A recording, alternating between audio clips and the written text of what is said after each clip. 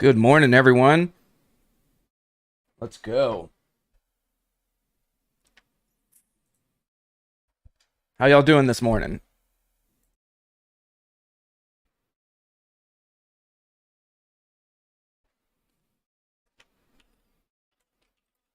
Let me get YouTube chat up quickly. Hold up.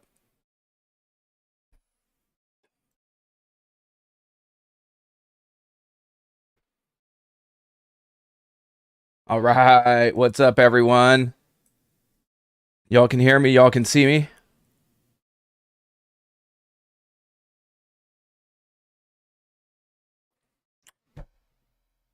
What's up, Rick? Thank you, brother.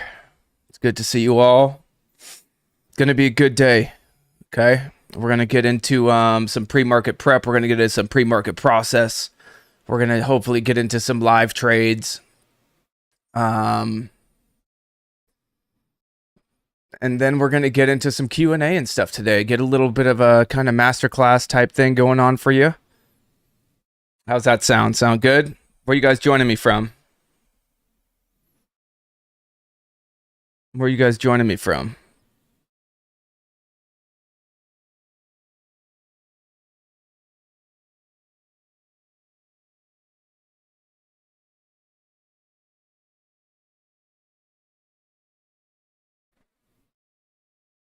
Latvia, New York, Israel, Boulder, Jersey, LA, Thailand, south of France. Nice.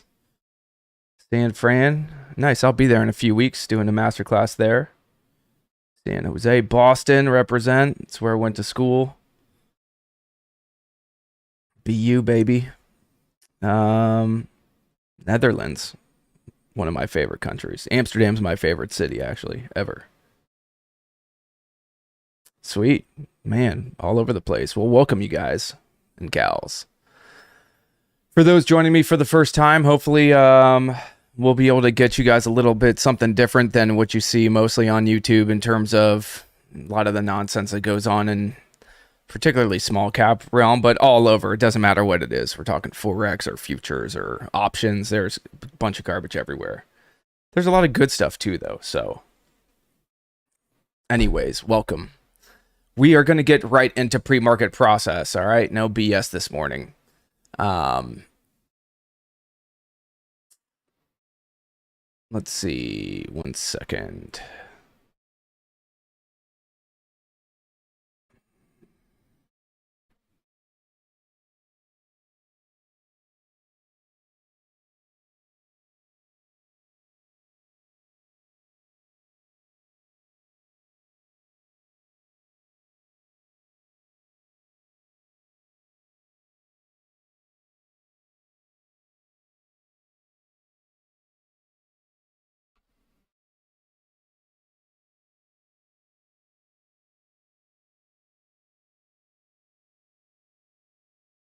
Okay.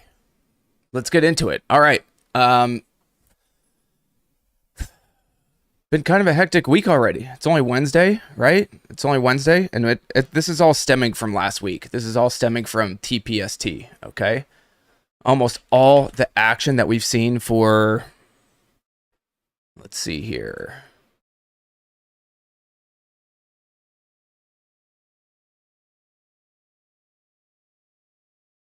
Sorry, just moving some windows around so I don't lose track of stuff here, y'all. It is important.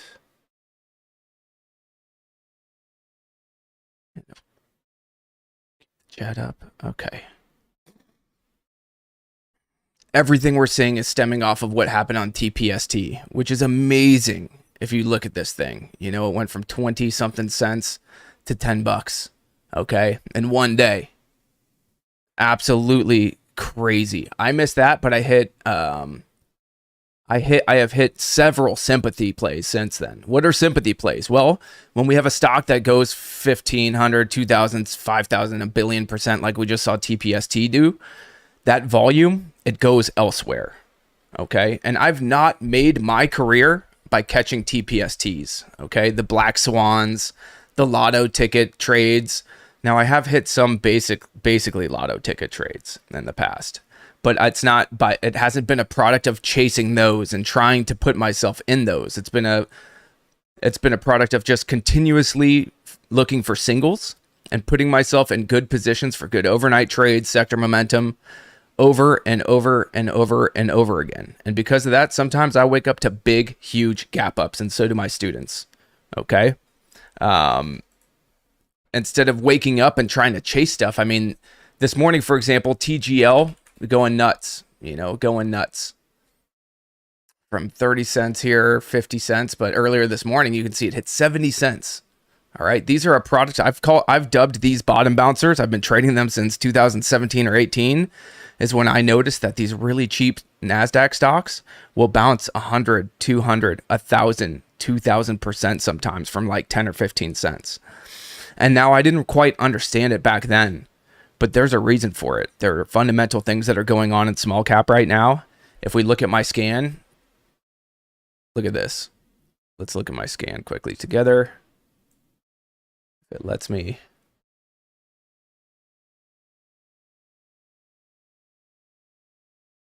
Come on, mousy.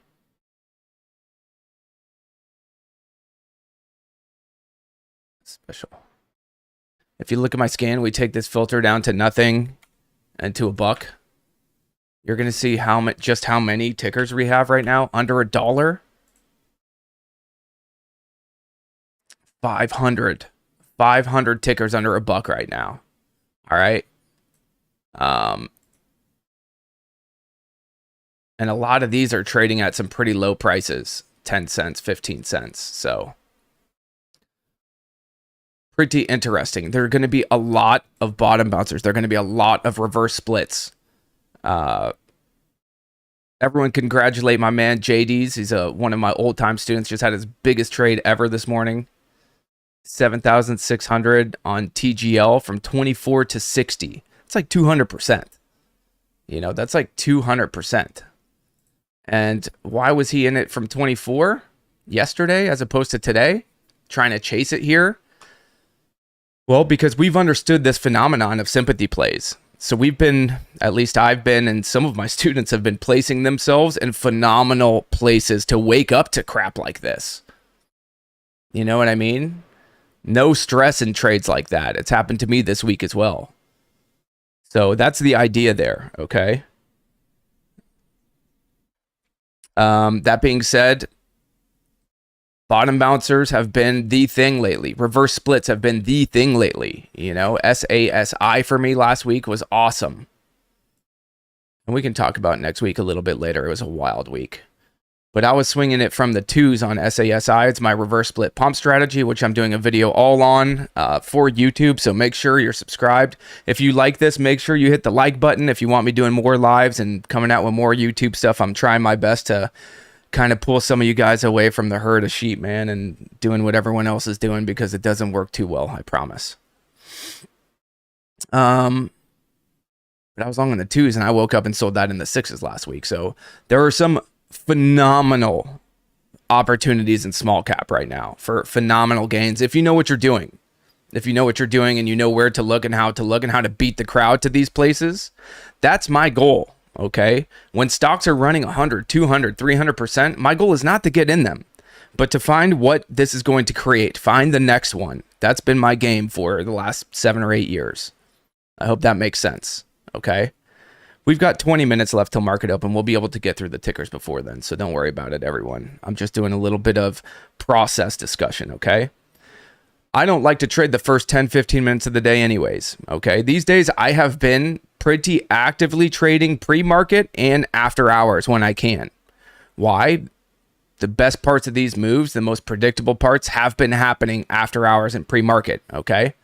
Let's show you an exact idea of what's been happening, okay? So TPST, we all know, went crazy, still kind of crazy, still not necessarily dead.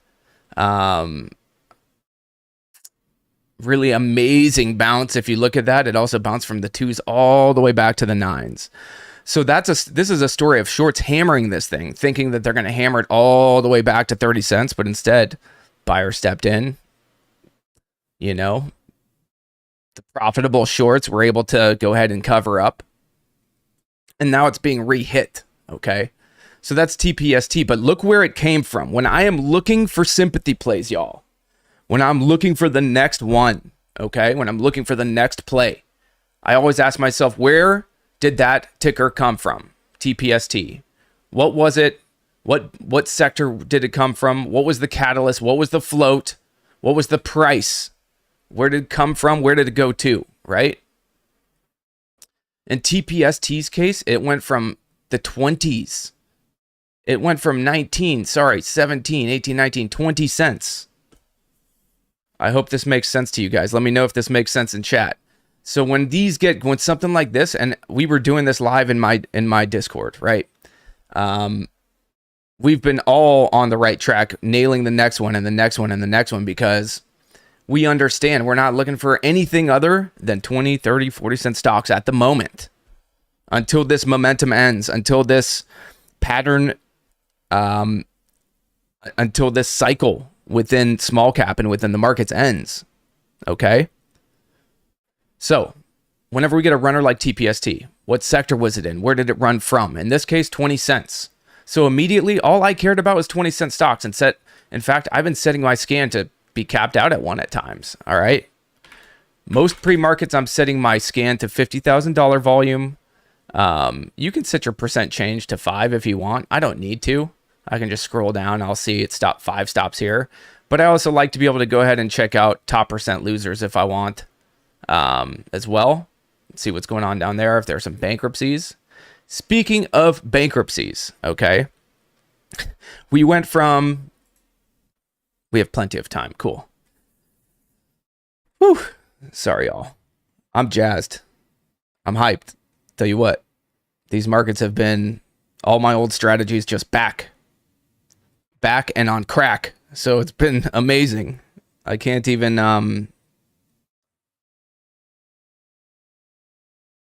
it's awesome. Okay. You guys, right now, we are in the midst, I believe, and I'm hoping it's not over. I'm really hoping, but I don't think it is. I just showed you, we have 500 penny stocks. I think we are in the midst of what's going to be one of the most fruitful small cap trading environments. It's already been that, guys, for months and months now.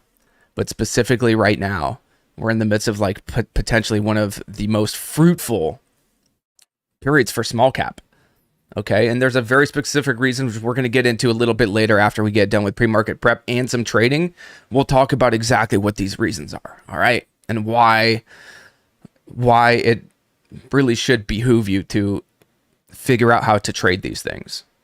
It's a big deal right now, that especially smaller accounts, but and when I say smaller accounts, I mean accounts under like $250,000.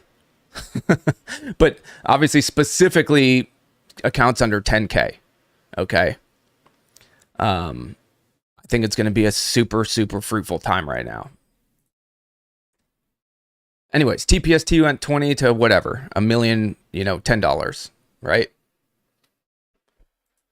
And then that set off SECO. Okay, let's go to SECO. The afternoon of TPST, SECO did this after hours, guys. 30 cents to 380 right after hours. Okay. Then it pulled huge to 130. It pushed all the way back to 3. Really volatile. Pulled, kind of held support on a reversal in the morning. This is their 30-minute charts. Push back to highs. Okay. Push back to highs, and has sucked since then, right? They had a nice first green day bounce too. So there are several patterns that have just been prominent, amazing. But there are nuances to it, man. There are nuances to it. It can be tricky, especially if you're trying to trade market open. I've been kind of hands off market open because of the trickiness of these gappers. I've been sitting around after hours waiting to try to catch some of these 30 and 40 cent plays, and I've been doing that decently. Okay. So, SECO. This was the day of TPST. After hours, it lit off SECO, right? But it was a one and done because there's no rhyme or reason to these things. People are just chasing bottom bouncers. Some of them have PRs and stuff like that, okay? OPGN. Set off OPGN. Look at this one.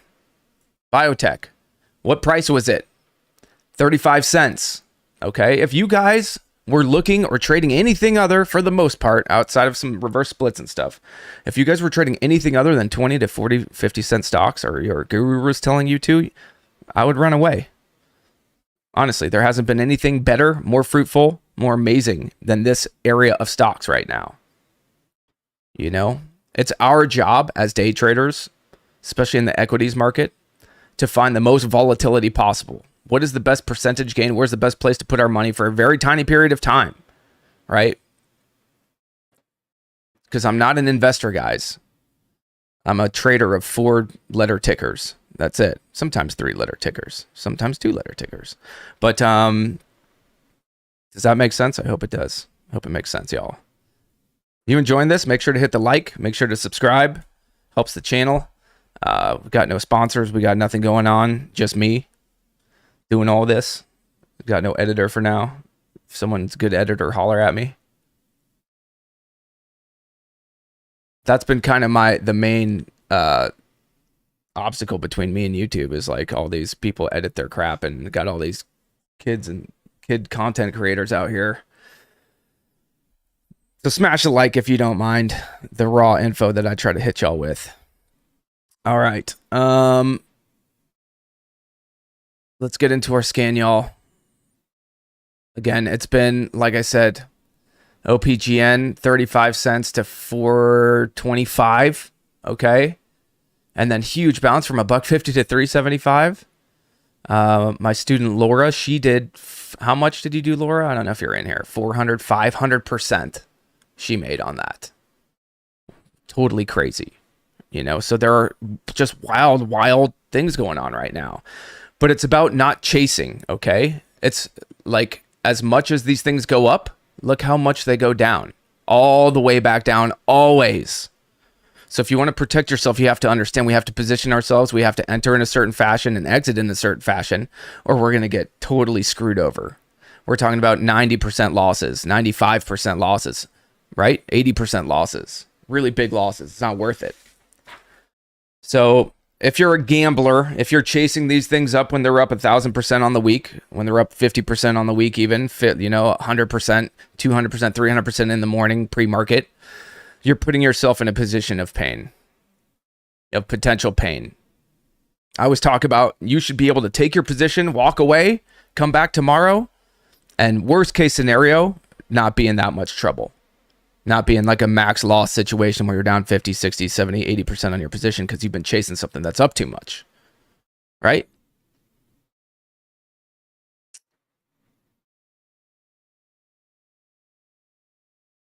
So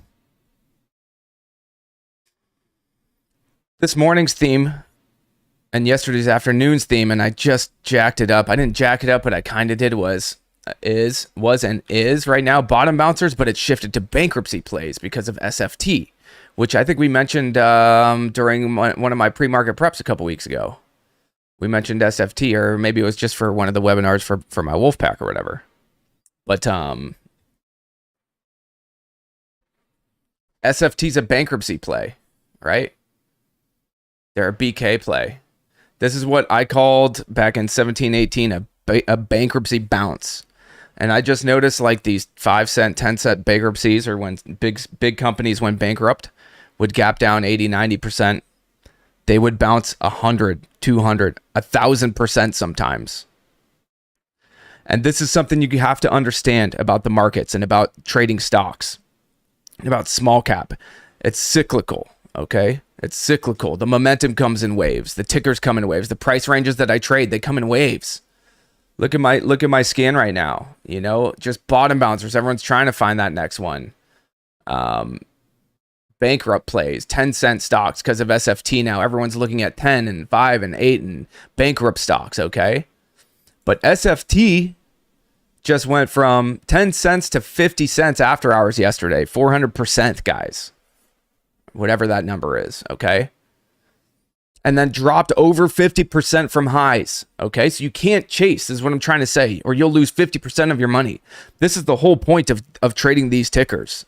But you have to learn how to place yourself correctly, or you put yourself in so much danger, especially for those who can't cut losses, which is like 90% of the people I speak to for some reason, okay? But I've made so much money in my life on bankrupt stocks. I missed the dip on this. I saw it spike. I mentioned, because I've been sitting around after hours every day right now watching, literally, I go to my scan, I put on this %5 change, I drop my volume back down to 50 like it is, because I will increase this at some point throughout the day, just to eliminate some of the noise. You know, a lot of this hasn't traded any volume whatsoever, or hardly any.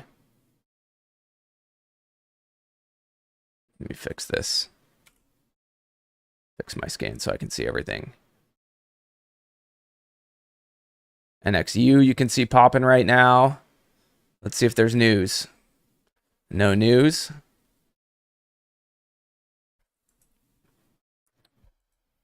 Just a what? A 7-cent stock, right? That's bouncing to 10.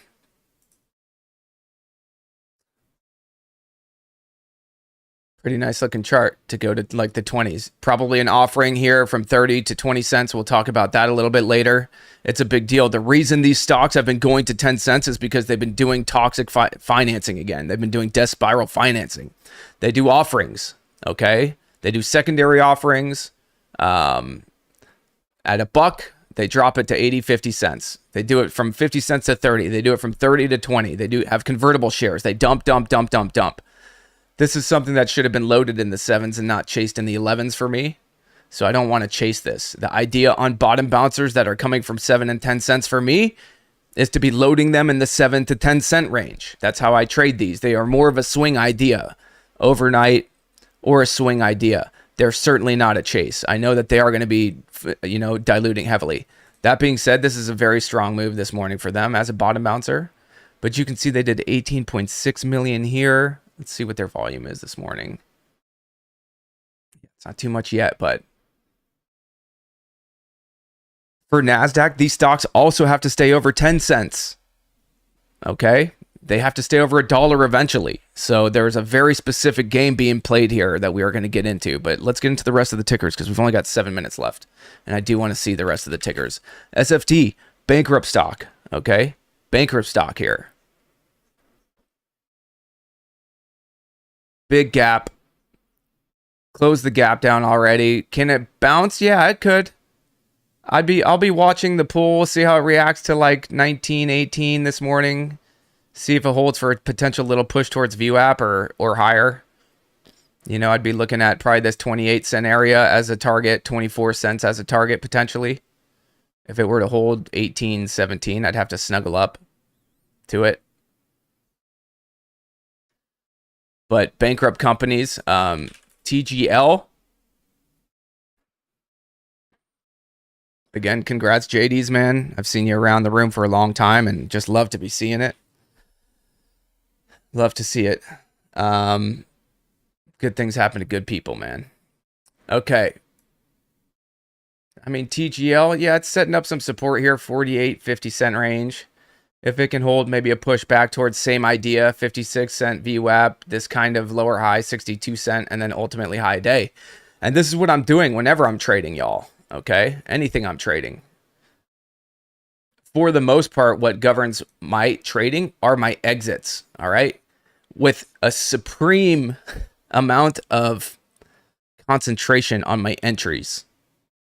Okay, so I'll start by mapping out where these small resistance levels are, where kind of VWAP is too, going into the open, and where my little bits of support are from pre-market, or even better if it's a 15, 30-minute chart or something, and I can go back and map out some other levels. And these are just rough levels, guys, right? These are just areas of support and resistance. Nothing's concrete to me.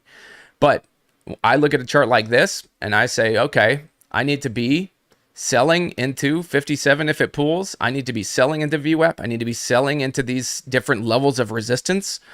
Where can I buy it to get good risk reward? Where can I buy it to get good risk reward? And that question governs everything for me. So best case scenario in something like this, best case scenario is if it were to pull and consolidate and pull, give me a few legs down towards 47 cents. And I could get it at 48 cents. And I could get a penny risk reward after I've seen it hold for 5 or 10 minutes. Okay? That would be ideal. Or if it's going to happen fast, it can happen fast. but I can get 1-2 pennies risk here, still get 5-6 pennies to back to VWAP, my first target, and get 1 to 5 to VWAP, guys, where most people don't even see a fucking trade there. I'm making 1 to 5 there. Okay. And then if it's getting to my second target, I can make 1 to 6, 1 to 10, 1 to 7. I'm sorry. Yeah, 1 to 10. Okay. Guess what? If it gets to pre-market highs, I can make 1 to 20 on my position. Extreme amounts of risk reward. I'm not looking for 1 to 1. I'm not looking for 1 to 3. I'm looking for 1 to 3 to VWAP, to my target number 1, to my single. Does that make sense? Let me know in chat, please. Please, please, please let me know in chat. It's fucking important, man. Everyone else is doing the opposite. Everyone's buying here when it breaks out. They're going to buy here when it breaks out. They're going to buy the breakout. They're going to definitely fucking buy this up here, which is the most dumb, retarded entry possible. Okay? Please let me know in chat if this makes sense to you guys, man. It is game changing. There's no doubt about it. It's going to flip the script for you guys who suck at trading. Long NASDAQs specifically. But it doesn't, I've heard it works with options trading. I've heard it works from students. This mentality works with everything. And it's being a contrarian. It's buying weakness. It's buying when people are scared. It's doing what Warren Buffett says on a tiny time frame. Buy when others are fearful and sell when they're greedy. Well, think about it. When are you most fearful? When it's going down and it looks like it's at low a day and it's going to crack. And when do you guys all feel most greedy? When it goes through highs and you have it and you have it and you're going to make more and more and more and more. Right? My goal is to sell into the breakouts. My goal is to, these are all price targets, in and out of them. So I would sell 56 and 57. I would sell 61 and 63. I would sell 73, 74. And then I would sell every subsequent spike. Okay? 2 minutes. We'll see what TGL does. RVLP, I already tried last night. I bought it. I did try it. I bought it in the 6s last night. I sold it in the 7s this morning. That is the gain that you see. Let's get to my main live stream. That is RVLP right here, timestamped. Bought it yesterday right after hours, after it spiked and pulled a little bit. Sold it this morning pre-market. I didn't catch the spike to 9. I was trying to catch a spike towards 10 cents there. Another bankrupt company. Why did I trade RVLP overnight? Well, because I missed SFT. Okay, I missed SFT, which happens. But instead of FOMO chasing SFT at like 30, 40 cents and then, taking a dumbass loss, I said, okay, what else has gone bankrupt recently? And it led me back to RVLP, right? Which just recently was doing decent, gap down to 10 cents, and they were struggling because they were announcing restructuring bankruptcy stuff, okay? So there's them as well. What are my plans this morning? I don't have too many plans at the moment, okay? SFT. Let's see here. Markets are open, y'all. Cool thing for me is that I'm going to let stuff set up here for a while. Okay. ICU was another, by the way, that I liked this morning. 15 mil float. FDA grants C-Star Medical Selective. They had the best PR. They have FDA news on ICU. BXRX had like corporate update. But the best PR for me this morning is ICU. Like the best kind of side ticker that's not a bottom bouncer. Well, it is a bottom bouncer too. But would be this ticker for now. And they're kind of they're a breakout candidate in my eyes as well. But straight morning spike for now. I'm just going to let this shake a little bit. Let's get back to the scan too.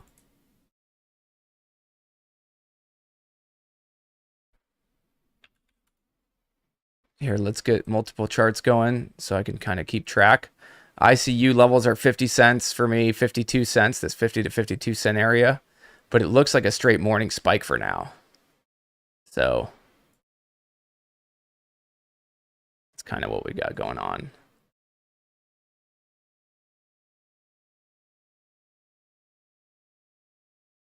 My goal is to see what this morning range is going to be. It's going to set a morning range. It's going to spike and pull, or it's going to pull and spike, or it's just going to consolidate out the gate. So my game is always give it a minute Give it several minutes, actually. Watch the top percent gainers. See what's going on. Straight spike on ICU for now. That was my favorite ticker. Just got a little bit loose for time this morning.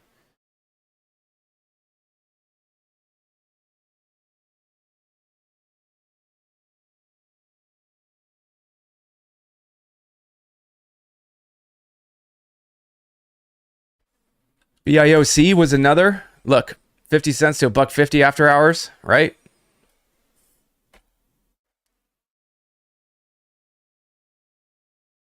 My thoughts on Nikola? No real thoughts on it, guys. It's not going to be the most volatile stock in the markets. Period. Here's Nikola. Don't care about it. It's not volatile enough for me. You know, it was a decent swing back in the day, but it's not a volatile enough stock on a daily basis, and it trades heavy volume. That's not what I'm looking for. I'm looking for a stock that doesn't trade heavy volume every day, that is trading abnormal volume today, and has the propensity of spiking big and making me the most amount of money on my money. Not random shit. NKTX was a banger yesterday. Definitely worth a watch this morning. If it can hold 275 for me, always zoom out when you're going to day 2, day 3, day 1. As we get halfway through a day 1 or quarter into the morning, zoom out. Make sure you're going to higher time frames and seeing what's going on there. It keeps it pretty basic. Yeah, if 3 can hold, we may see NKTX just push straight green.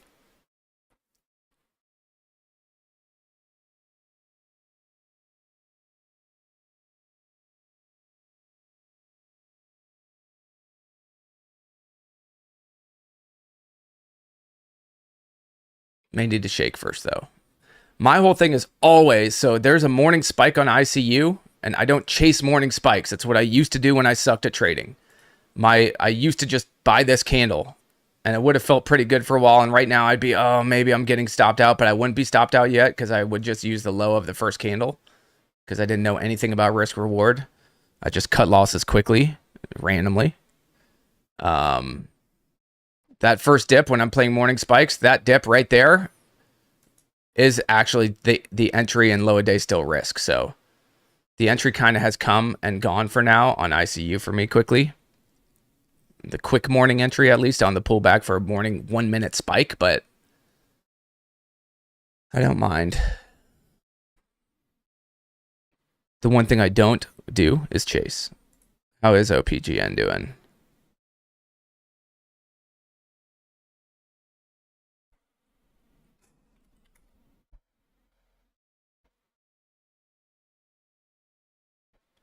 See, there's the pullback and there's kind of the new high there. This new high gets people excited. People are buying areas like that. I make sure that that's where I'm supposed to be selling if I'm doing my job right. Sell into new highs. Sell into new highs. Keep eyes on stuff. BIOC just straight puking for now. NKTX, nice 3 hold for now. Start getting some levels here. BXRX straight puke. But still up 20%. Could hold, technically speaking.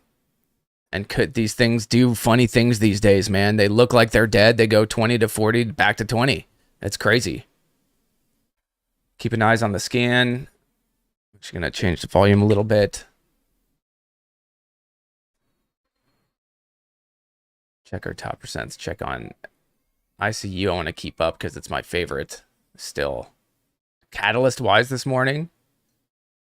What was TGL's catalyst? They had an AI robot thing.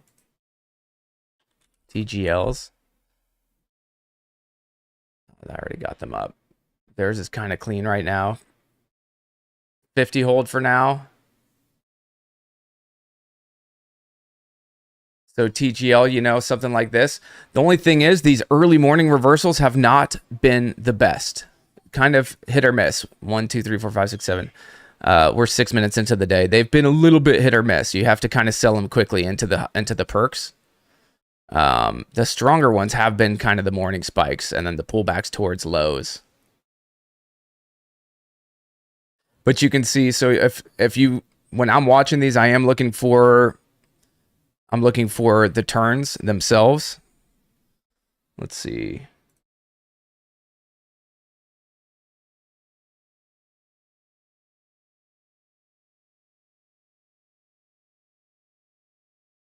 But you can see this is actually, ICU is not like a first green day. It's a multi-day chart here.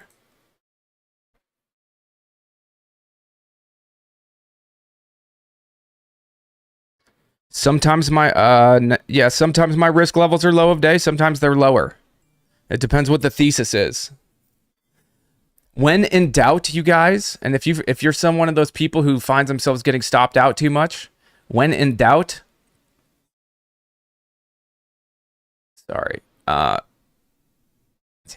when in doubt, give it a few extra minutes. When in doubt, wait for the low to test. Worst case scenario, it goes without you. Best case scenario, though, you're protecting yourself, you know, over time. Lows hold on ICU again for now.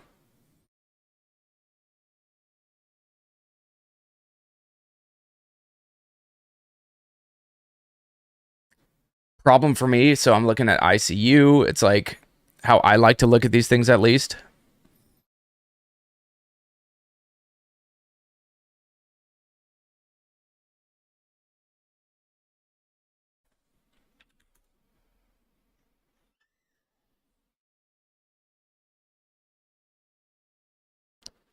Is this. So when we get this opening range right now, okay? Y'all see that opening range?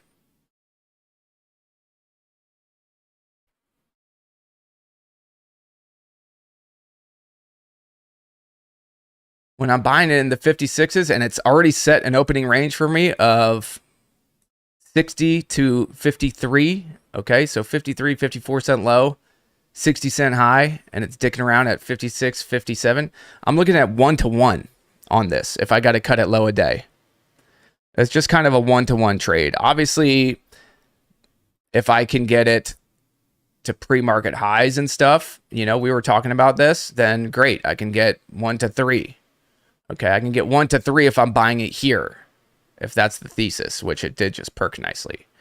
But the idea is, look what happens if we then get our entry better, okay? If we then bring this entry back down to where it needs to be, towards low of day, okay? Now we get 1-to-7 as opposed to 1-to-3. Other people are getting 1-to-3 where they're buying it, you're getting 1-to-7. Look what happens if you're buying the pullback towards low of day and you're getting 54, 55 cents. You're getting 1-to-15 to pre-market highs. Look, it just broke high day. Some schmucks are buying it right now. Some schmuck just bought it right there and they're like, ah, okay. Does this make sense to you guys? Please let me know in chat it makes sense. Please let me know right now if this makes sense. It's a hugely, hugely important concept of what I teach. Where's my shapes and stuff?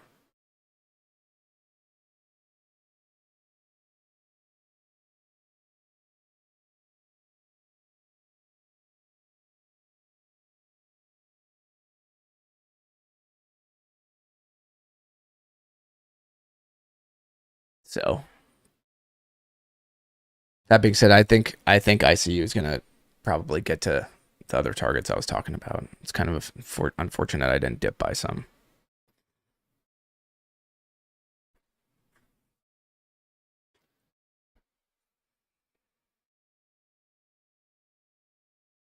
But areas like this, no bueno. Okay. In terms of risk reward, this is the issue. All right. This is the issue I have is how does this work? Okay. From a risk reward standpoint, over and over and over time, when this fails, it gets slapped to lows. Okay. And if it gets to pre-market highs from this point, it's still 1-to-1, which it's going to because, you know, it's going to, but it is what it is. I hope that makes sense to you guys. The good trade, and we're trading small cap bullshit, okay? This to me is the good trade. This to me, not so good of a trade. Even if it works, That's not a great trade to me. I hope it makes sense. As a pattern of behavior, as a matter of habit, you are way better off trying to nail entries near lows. Everything's better. The potential upside, how many shares I can get, the lack of downside, all of that good stuff. All right. And especially don't be buying through places like this. Pre-market highs, right? This is nice this morning. Again, they have a good catalyst and I shouldn't have been talking. I should have been trading. But areas like this lead to frustration as a trader, right? Let me know. Are you someone who trades this area? Let me know in chat right now. Don't fucking lie to me. Don't lie. I know you do. Tell me in chat. Should be selling though.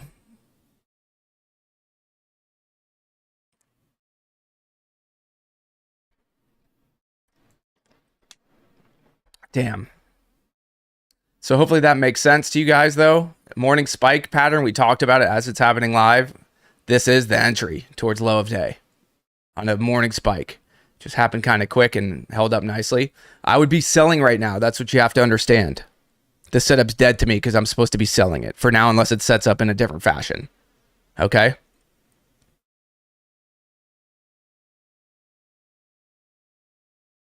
I really hope it makes sense. And it makes it so easy for me to sit on my hands when things aren't happening. I've been trading really well, really steadily by not doing a bunch of crap, man. That's like the worst fucking setups possible, okay? So even though it's working, and it's funny because I'm trying to show you where I hate to buy, and it worked, I'm giving you the why. There's a reason I don't do it as a matter of habit and process. I hope it makes a lot of sense. I like to sell to you guys. I like to sell where all of you think you're supposed to be buying. If I can do that, I get to make money every day.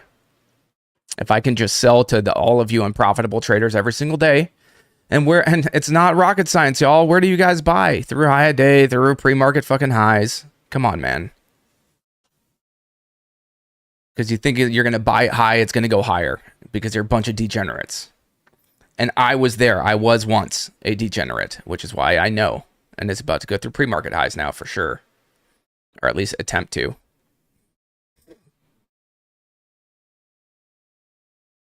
And here's the thing. It's not that those entries won't work all the time. It's that they're difficult. They're difficult. And then the amount of potential return on the other side of those, a lot of the times, it's just not there. I'm pretty upset that I didn't bang this one earlier, though, because this was the only one on my scan bottom bouncer with the catalyst worth of shit this morning that I liked. So I'm a little kind of sitting in FOMO right now. It got straight to my favorite target of 69 cents. The golden number. The golden number of 69. That's a real thing, the 69 resistance.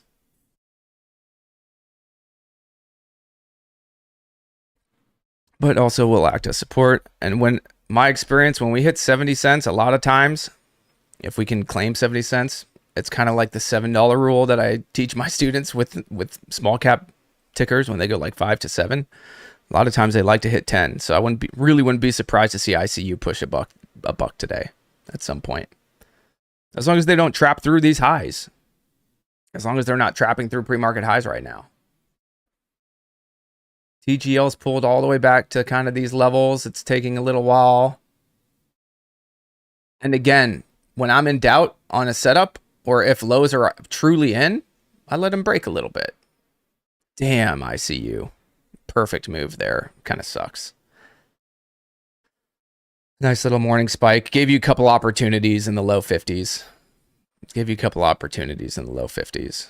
This is all chasing now. This is all bullshit. Even if it pulls back to 69 and whatever, for me, where's it going? Okay. Well, in this case, maybe it's going to break out. It's got a pretty clear 80-cent top on the daily, right?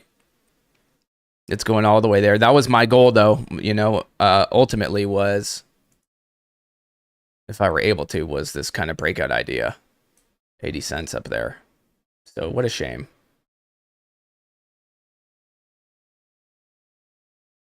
What a shame.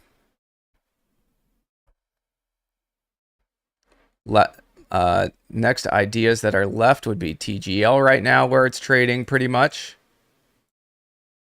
But it's giving us a little bit of time. Damn, I see you. That kind of sucks.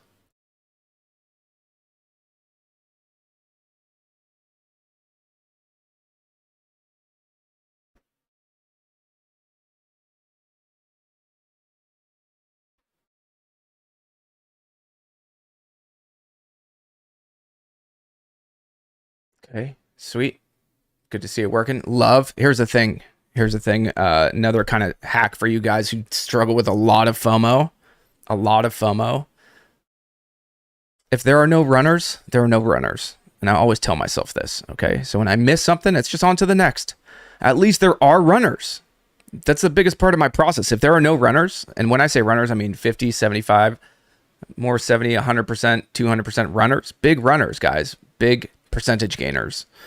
Then I kind of have to withdraw a little bit and sit on my hands, okay? When there's not that much opportunity out there. As long as there's opportunity, I'm happy. I'm on the hunt, okay? I'm just not going to trade random shit or chase or give in to impulses and bad ideas.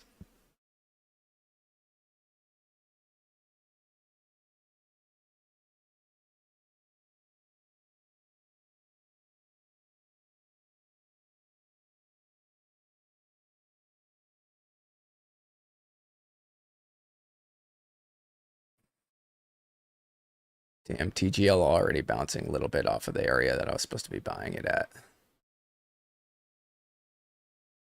That sucks.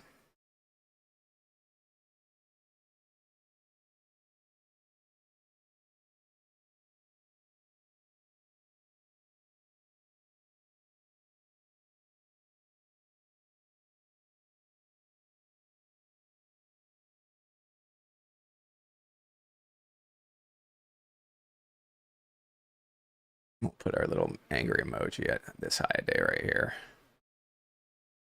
But if you watch how I frame my trades, guys, it's like it's all meant to control the psychology of my trade. It's all meant to create the biggest margin of error for myself, you know? The biggest cushion, the biggest everything, the least downside, the most upside. So I can fuck my trades up often and make money. That's what I mean. That's the whole goal behind it. Even if I fuck it up, even if I don't sell exactly where I'm supposed to, I can still make money. Even when the trade doesn't work, because I've sold in the VWAP and I've sized out in a high day, I can still make money.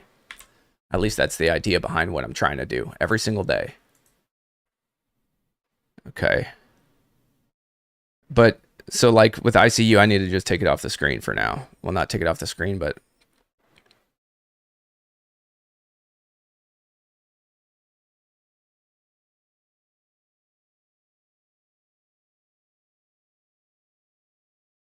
okay. Questions, y'all?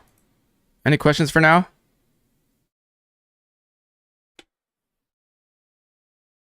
ICU was the banger this morning. I was on it. You know, I knew it was the one. I just, as you guys saw, we were watching it. I just didn't pull the trigger in the low 50s this morning on the pullbacks, which I was supposed to do.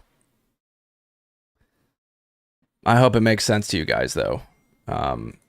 Behind what goes on. Once it does this, all the edge is gone to me. The edge, a huge part of my edge lies in the fact that I get to sell to retail just like the institutional investors do and just like good short sellers are doing. That in areas of resistance, I'm able to sell while people are just trying to get in. I'm literally selling shares to you guys while you're trying to get into tickers. I'm up like 50% on my position. Does that make sense?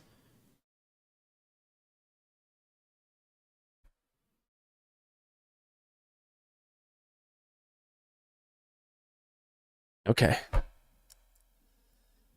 Let's do some process real quick, actually, while we're at it. I mean, why not TGL? I didn't hit it because I meant to do this first.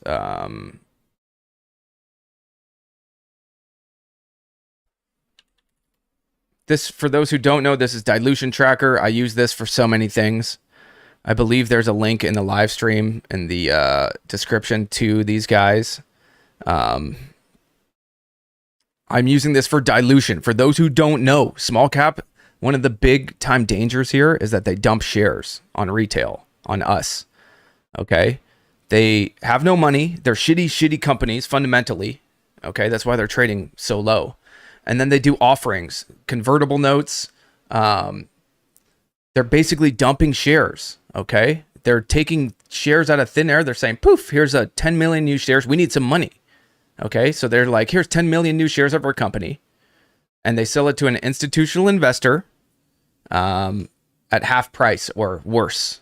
Okay? And then some of these deals are super, super toxic. That's what this is. So you can see March 23, they did a convertible note. All right. And what are we?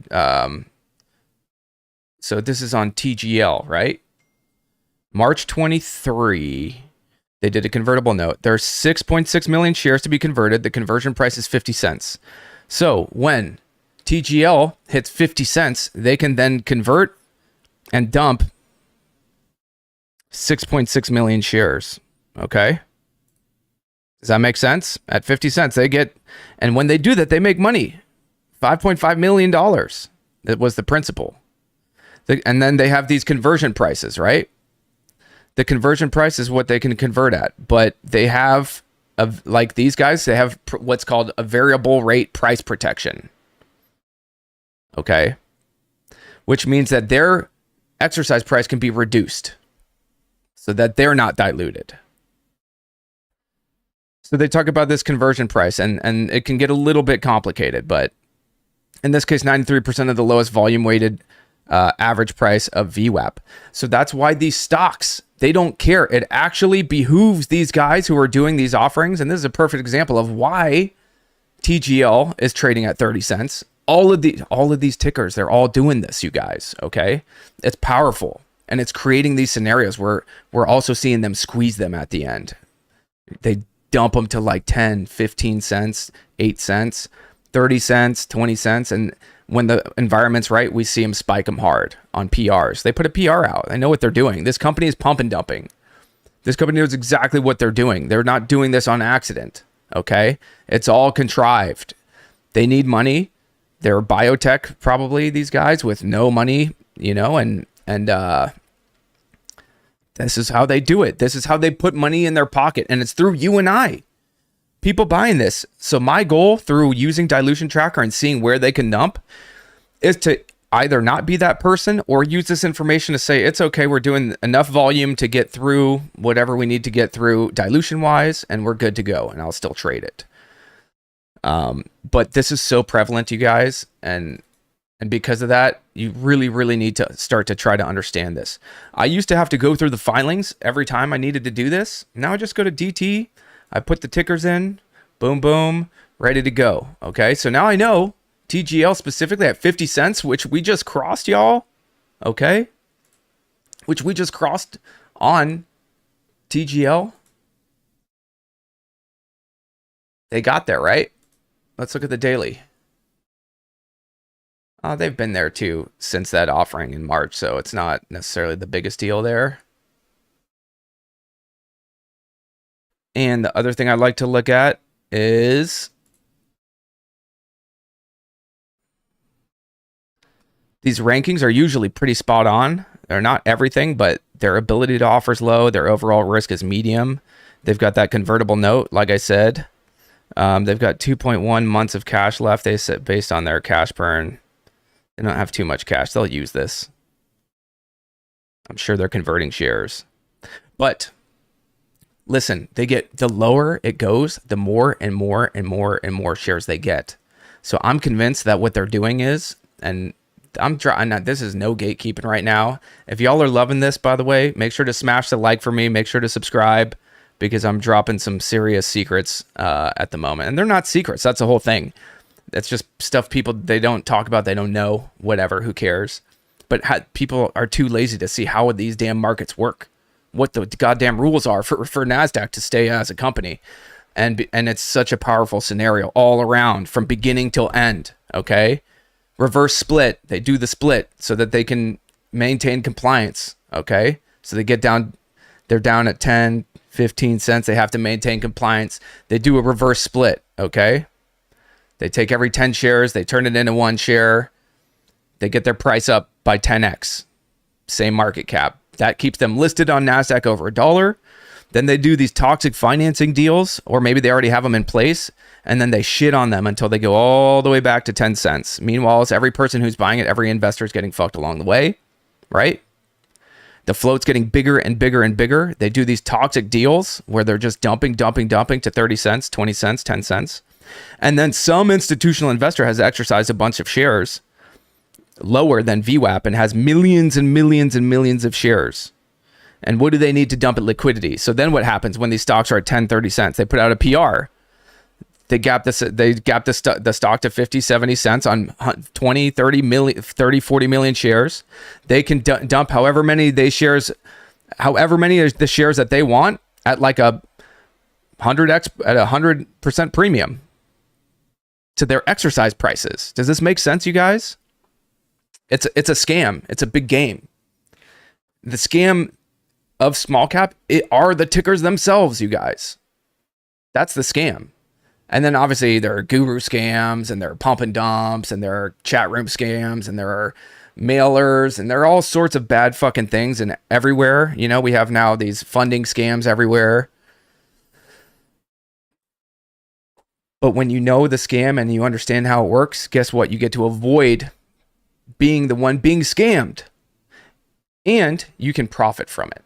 And there's nothing wrong with it. If you understand how these tickers work. Okay? There's no reason to chase shit around, man. There's no reason.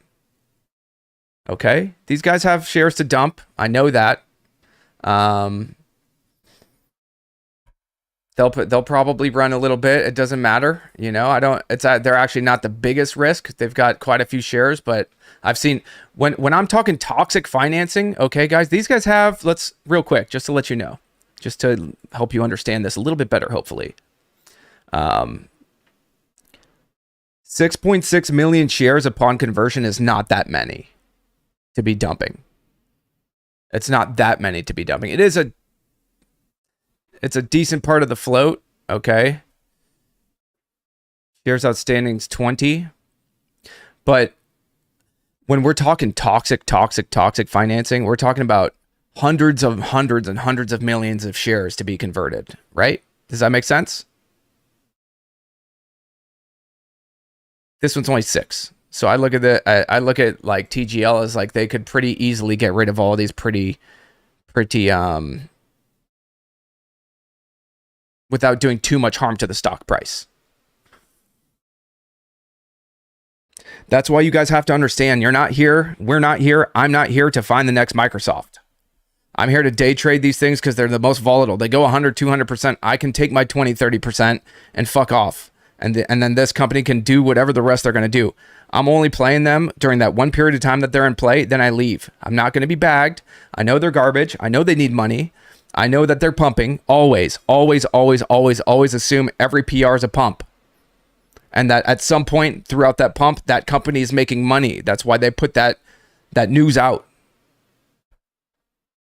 That's why they put the news out, okay? So that they could pump. These guys, they put news out this morning, right?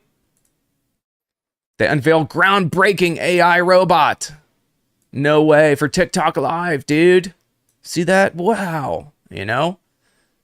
And some of you probably read that and actually read it out loud to yourself just like that. Okay?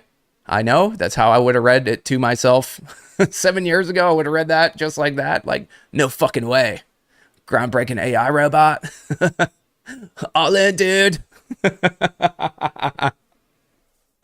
Anyways, they're all a pump. Guess what they got at 50 cents? Guess what they got at 50 cents, right? If we're talking TGL.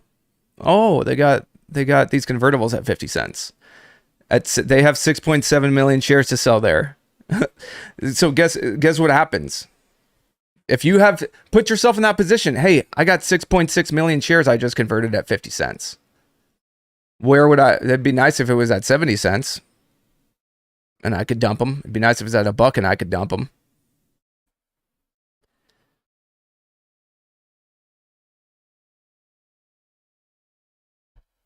Right?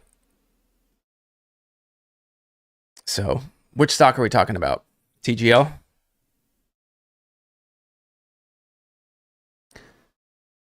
I can't tell you guys how much, and the more time you spend with me or watch my stuff, or people in the pack can probably attest, there's a method to what I do and to the madness, to simplify things, to keep yourself from chasing, from understanding how these things work.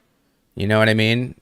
This is a decent buy area for me. If you keep it very, very simple, it could bounce back to VWAP. I could get decent support here.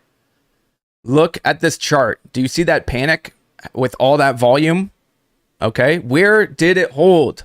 Unequivocally. Let me know in chat. Unequivocally, where did it hold? Where was the only safe place to buy this all fucking morning?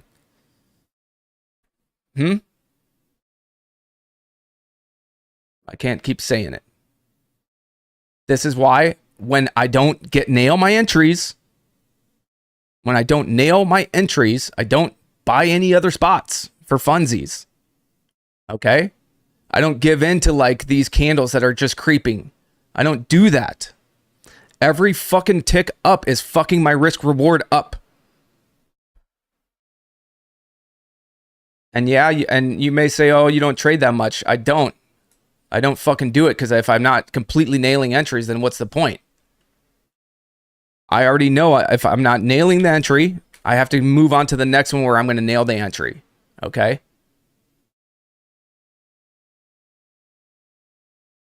Simple.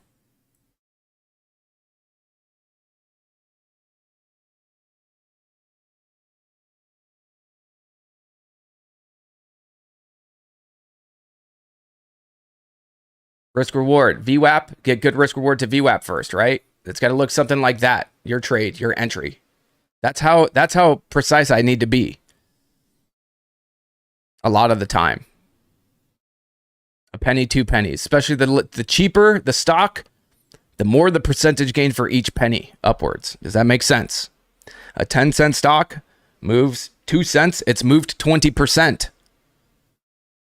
So when I'm trading a 10-cent stock, that's why you see it. And I end up with 100,000 shares or something like that at times, or 200,000 shares. Because if I want to make 20 cents, it's only 2 cents. Or if I want to make my 20%, it's 2 cents. So I have to adjust for that. But same thing here. And it's why the entry does matter, especially small cap longs. All right. High a day, we get high a day. Okay, decent. But the main point here is everything else is worse. And at some point, it could violently go back to low a day. What percent of my capital do I risk? That's not a question I ever ask myself. I'm not confined by that personally. But I'm never risking a large portion of capital, of my personal capital. Nice bounce there, VWAP bounce on ICU too, by the way. But so we get a little low a day crack, and we got a crack of on ICU of that little bit of pre-market support for now. And it is a perfect example of another picture perfect example, y'all. Freaking picture perfect, man. Let's get our little mean face out. Look at this entry. High day. Here's your entry. Where's your reward? You probably see it like that if you're buying it here. I don't know. Probably, I guess. Right? Like, it's just not good. And especially, guys, considering what I just told you guys about what small cap is. Yes, it's the absolute best place to grow a small account. It's the absolute best place to trade with crappier traders and find some edge in that. But there is a lot of algorithmic stuff going on nowadays too. So they're doing a lot of things like stopping out all levels. I wouldn't be surprised to see this bounce all the way back to the 60s now. You know, maybe not, maybe just VWAP and we get all day fade or something like that. But either way, it goes to show, you know, levels like this, we sell into levels like this. If you can do that, If you can do that alone and we're buying support, you're getting away from all these assholes. Breakouts suck. High day breakouts suck. You know, multi-day breakouts suck. And I'm not saying big picture. Sometimes they're great. But I'm saying as a, you know, as a daily thing, yeah, they suck. And then trying to play them and trying to take advantage of them, even when they're working, is hard. They're hard to play. Okay, let's see how that holds for now. ICU, that was a nice dip buy, decent dip buy there. Just missed it. And when they start to spike, that's all I can do is wait for a pull, guys. If I still want, so just because something spikes and it's not at low a day does not mean it's not tradable 100%. It's just how I like to look at it. I stay safe, you know? So what, ICU, you know, so I missed the entry at 55. Okay, so it goes to the 70s. I kind of think it's going to a buck in my head at least, or at least it's going to test it. Pull back to that little bit of pullback here off of the pre-market highs. All right. But even if you're someone who is buying the pre-market high breaks, like you got what, 4 cents before you were probably then down 3 or 4 cents, right? So emotionally, it's a shitty area because if this fails up here, it's going back to 50 cents. That's the issue. When I'm trading it at 50 cents, the worst it's going to do is go to the 40s. Please let me know if that makes sense to you guys. The downside's minimal. The upside is maxed. The upside is maxed. If I can get, if you guys take nothing else away from this, long side, NASDAQ, I don't care what day it is in the move. If you can make 1 to 3, and we're talking day trades, if you can make 1 to 3 minimum, 1 to 5 to VWAP or to whatever your first closest target is, and have that, and then watch the magic, and then it all is all about sizing out, and sizing out's all about perspective. How much are things running? What does the price action look like? What does the tape look like in level 2, right? All right, let's keep eyes on stuff. SFT looks like it's popped a bit. Through high day, missed that one too, for sure. This is a BK bounce, guys. Decent little hold there this morning. Higher lows, higher lows. For now on the 1 minute chart. I want to trade something. We're live. I want to trade something, but I have no concrete ideas right now. I already took profits on the overnight, which has been kind of my MO lately. Like I said, these pre-market, these after hours plays and stuff like that have been phenomenal. So again, if I want SFT, could I have it? I could. This is not the area for me to buy. I'm supposed to actually technically be selling a little bit here. Does that make sense, everyone? Please let me know in chat if it makes sense. And if you're enjoying this, please smash the like. It means a lot. How we doing in the pack? Y'all okay there? Make sure everyone knows that we're in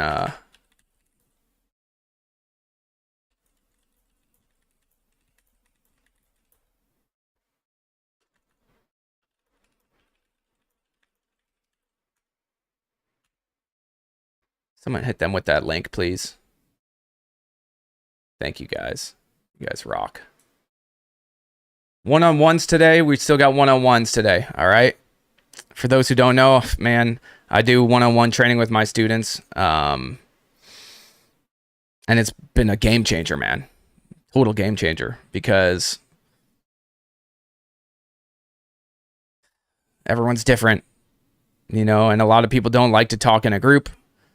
And I've just been through so much in my life at this point, and been through so much in the markets at this point, and as a mentor as well, been teaching for so long. It's all kind of come together, and what I realized is the main reason I got so good, the main reason I got so good at soccer and anything in my life really that I excelled at, well, passion, you know, passion, work ethic, but was I had trainers, man. I had personal trainers. When everyone else was sleeping, I was working one-on-one with a coach at high school in the morning. I was running suicides in the morning. You know what I mean? That's why. And then after school, before practice, I had a shooting coach for soccer. We'd do some skills, but we would do finishing. I was a striker. So we just do crossing and finishing, shooting, all that good stuff. Sorry, 1 second, y'all. NKTX, yeah, that was a nice hold. That was a nice hold. My view is I'm supposed to be long from 3 if I want it to be long. That's the thing, guys. Once it starts to spike and stuff, okay, like we're talking like NKTX, I'll get back to the point I wanted to make in a second. But once it does this and goes back to high a day, you guys need to understand that I was supposed to have shares already. Risk reward is not as good up here. The trade's gone for me. And I don't care if it goes to like 10 bucks and I could have bought it at 350 and chased it and then it went to 10. Does that make sense? I don't give a shit. Okay. Anyways, the one-on-one coaching's been a game changer because I get to know my students. You know, it's made it so personal. You know, it takes a lot of time. It's very time consuming. It's very emotionally draining. You know, people have a lot of issues, but it's been super, super, super rewarding, man. And it's been helping me as a teacher. I know that for sure. And the people, my students appreciate it, and I appreciate them. So it's good.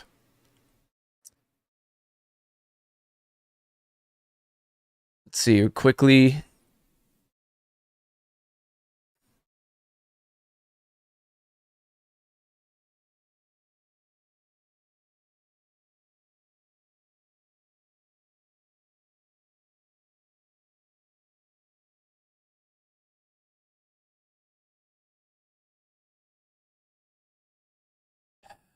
Okay.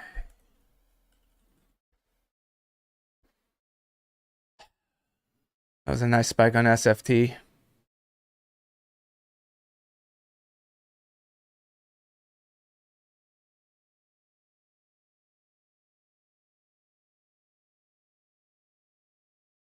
But again, resistance. I don't want to chase it into resistance. I needed to be buying it off 18, 19, 20 to get good risk reward, you guys. I can't.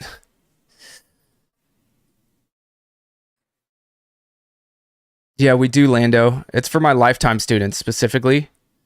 I don't, at least for now, I don't want to, it takes up, you know, I don't have time as it is. I mean, I have more time than a lot of people. I got a family, so I'm at home. I just trade and teach all day. But I do teach all day, and it takes up time. And I'm not going to give up, you know, 30 minutes of an hour at times of my personal time to people who are just coming to talk to me for a day and then bail the fuck out, you know. It's people who are going to have the same personal interest in it as I do, is the idea, and take it as seriously as I do. And those students of mine who take it as seriously as that are getting all my time these days. So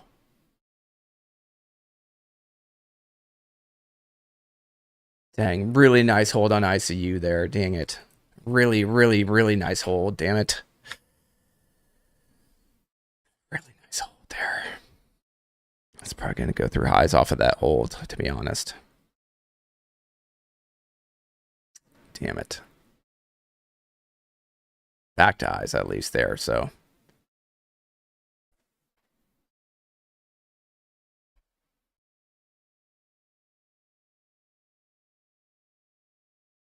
Yeah. Yep. That was kind of the buy right there, the last stop on this train, I believe. To have decent risk reward. And in this case, I wouldn't use low a day. I would use like 63, 62 cents, which is going to be a very popular risk level. You know what I mean? So I'm not the biggest fan of using very, very popular risk levels. Look at NKTX for now from a very basic price action perspective. It's what I was talking about. When you get these green candles towards highs, that's when most of you are getting excited. Even if you're not planning on buying through high a day, but you're trying to start dip buying and you're trying to get better, it's good. I've been there, man. And the process was like that. The process was, I went from buying, like, let's take NKTX, for example. I wouldn't have bought this one until probably after all this happened, until like 325, okay? After it's proven that it's going back up towards pre-market highs or something, okay? As I got better, I would buy it like, yeah, 320, 317. I started just working my way down, man. I just started working my way down.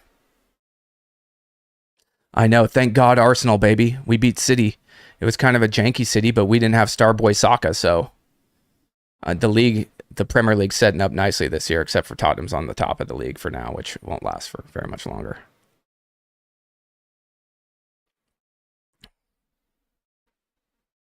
Their coach has done well, but fuck those guys. Bunch of scrubs. Do I set a stop loss? You understand Tim Grattani doesn't do that. Yeah, I do both. There are times where I'm setting stops. There are times where I'm controlling the trade. There are times where I'm doing a combination of the two. Pull the VWAP on SFT.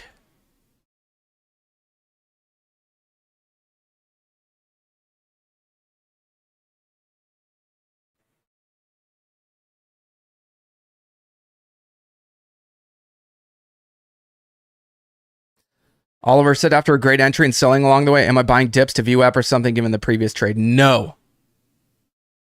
Fuck no. That's the whole point, you guys. The whole point is that I get great risk reward where I get it. I don't want to buy it higher. And I'm not saying 100% of the time. I'm saying as a rule, as one of my rules, no. I don't like double dipping higher and getting inverse risk reward to what I got off my first trade. Good question. Great question. Yeah. Not a fan of that. There are times, but if I'm doing it, it's because the trade, another setup has presented itself, not because I have a cushion or something and I can fuck around. Okay.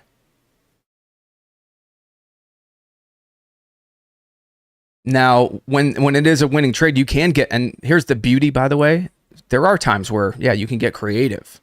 When you get amazing entries and then you get sells and you do have house money and you are sitting on gains, you're coming from a place of strength and confidence from a emotional standpoint, psychological standpoint. Yeah, man,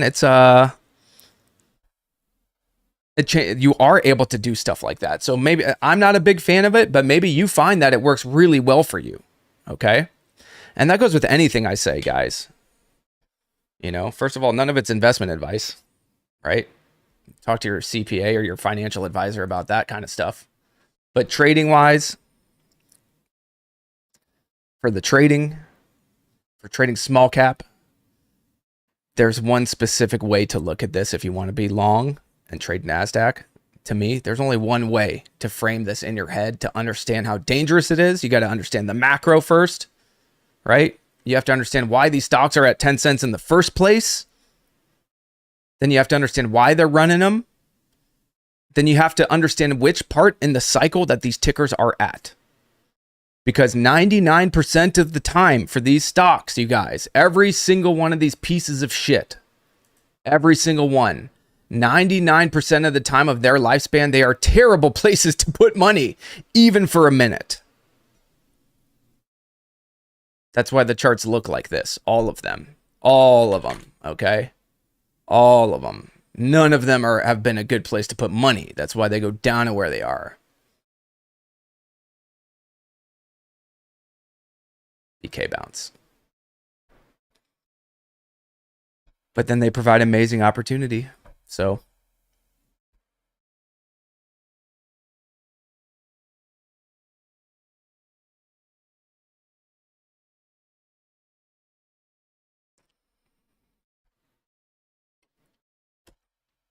right now, my main two strategies are bottom bouncers. Pretty much sub 40-cent stocks, I would say, these days right now. Trying to play this exact scenario I've been telling you guys about.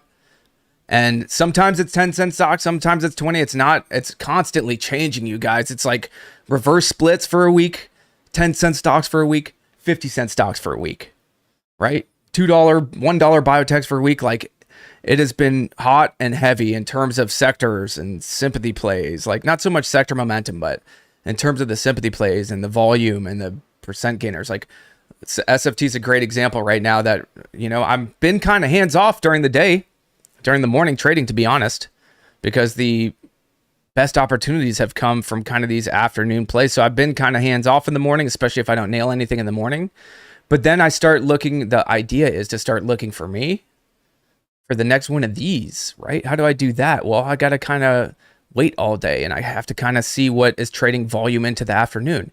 SFT, before they spiked after hours, if you look quickly, they spiked on a little bit of low volume into the afternoon, into highs. Okay? I don't know if this makes sense to you guys, but these are the signs. And this would have hit my low volume scan, which is why I run this scan. Right? When we're getting into the afternoon, I run this scan just like this. $50,000 volume, which isn't that much. Percent change 5 minutes towards the end of the day, and I'll kind of pop some things up. And filter to what I'm looking for. If I'm looking for stocks that are at 20 cents, I don't want to see a bunch of other shit. Right? So that's what I'll do. I'll go here. I'll try to find one. And generally speaking, I'm going to also make sure it's up a little bit. I want to see something that's at least up 5%. Okay. So I hope that all makes sense to you guys. We're going to open it up right now to Q&A.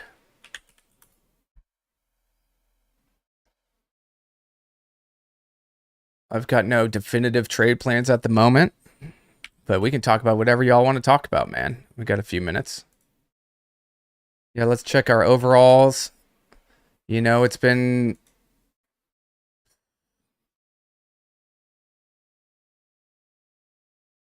an interesting year of balance and some fade, and we'll see what's going to happen here, but not my game. So my game is, do we have runners in small cap? And the answer has still been yes. So that's what I don't stop until those go away.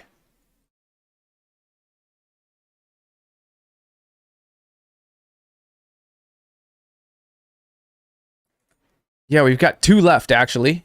2. We've got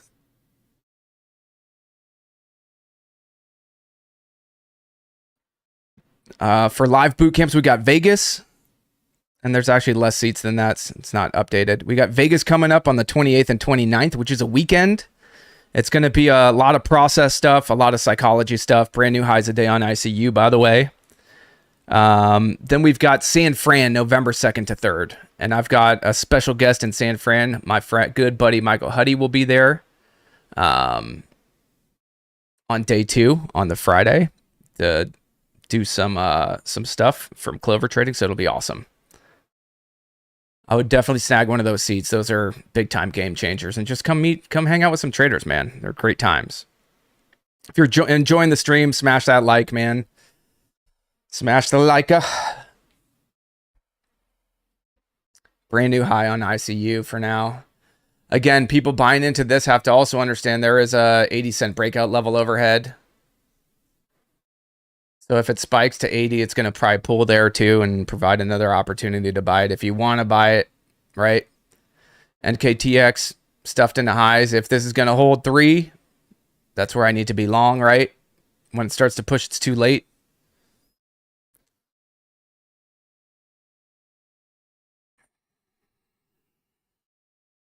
Kind of a shame I didn't hit ICU, because that would have been a perfect example of many.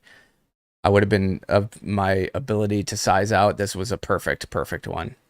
It's not a gap and crap reversal. It's actually a morning spike, which I would have loved to show you guys how I play those, because there's only 2 things that they can do. The stock's either going to gap and then pull down.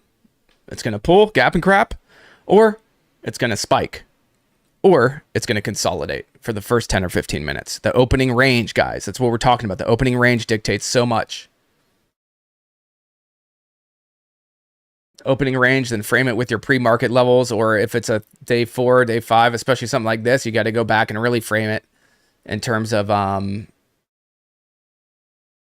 breakout and stuff like that. Pretty phenomenal what it's doing.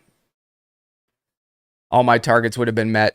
Anything over, at this point, anything over 80 cents breakout level would just be a complete bonus, So, unfortunate. SFT, again, is another idea where it's just into support, into a resistance, so I'm not going to be buying it right now. Maybe if these lows hold in the low 20s or something, and VWAP holds on a pool, it would be maybe feasible. NKTX, if that can hold, maybe feasible there. ICU, someone's buying it right now. I know it through IADA. It's never fun. I'm just going through top percent gainers right now, y'all.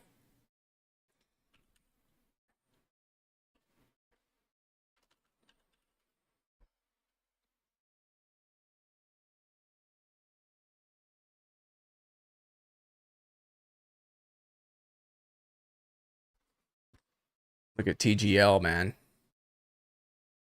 Perfect gap and crap reversal, actually. Pretty decent gap and crap reversal there, guys. Right?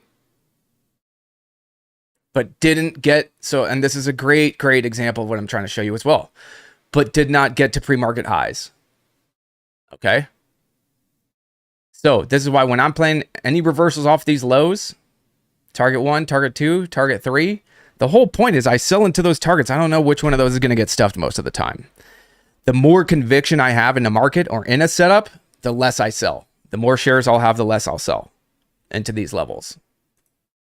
Please let me know if that makes sense. When you're hitting these morning reversals, VWAP, target 1, target 2, target 3 type idea, maybe high a day here would be another target.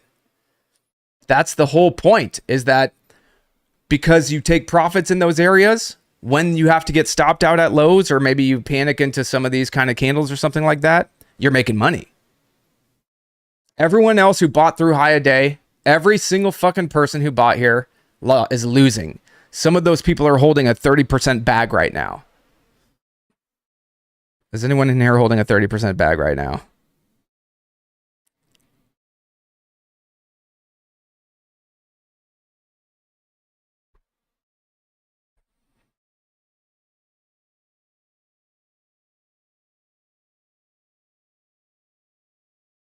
What do I think of TGL? Alejandro said, I made 20% on it and still lost money in the end. Took some at 59.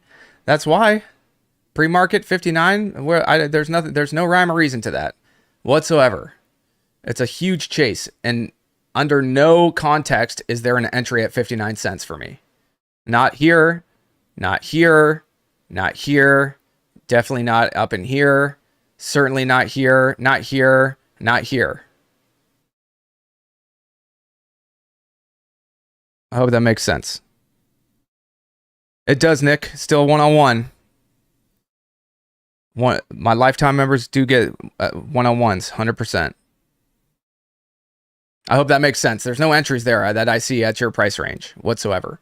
Only entries for me that I see specifically are in the 40s. How I like to trade to stay safe. Worst case scenario, hey, guess what? Still in the 40s right now. All right. Let me get to some more of these questions here.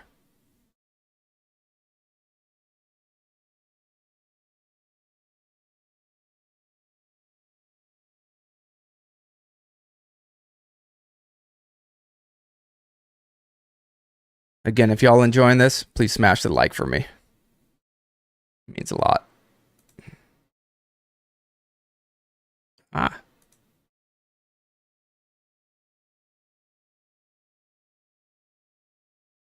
I actually live trade every single day, by the way. Yeah, that is what I do. I do this style webinar every single day. Monday through Friday, we do pre-market prep like we did this morning, and then I live trade. And then oftentimes we'll do the same exact kind of concept for power hour too, because the trading's different for power hour than it is in the morning. Right now, I'm actually pretty power hour centric. I've been watching the afternoons pretty closely to try to figure out what's going to happen in after hours. Those have been the best sort of opportunities for me recently. But I do this every morning for the pack. I think if you throw the 20 off coupon, you get 20% off all the stuff, all the things there on the QR code for those who were interested. Okay. So ICU, I was kind of right, I guess, in terms of when we were watching earlier, they were going to be the strongest. They had the best catalyst, and that's really what that comes down to for me. The others don't really have catalyst. SFT is just a straight bottom bouncer right now. Okay. Oh, nice, too. New highs, man. Sweet. So missed my entries this morning. Potential entries, missed them all for now. I don't buy this through high a day. This is where I'm supposed to be selling at least a little bit personally on SFT. NKTX, maybe there's still something there. ICU, I missed several entries. Morning pool. This pool right here, I was watching and saw it get bought up. Price action wise, I should have been pulling the trigger on that pool. And risking, 63, 62 cents. But I won't chase, you know? These are targets, you guys. We talk about it. Resistance, that should be a target if you're trading SFT. 38 cents, 47 cents. Keep it really, really, really, really simple. Keep it really simple.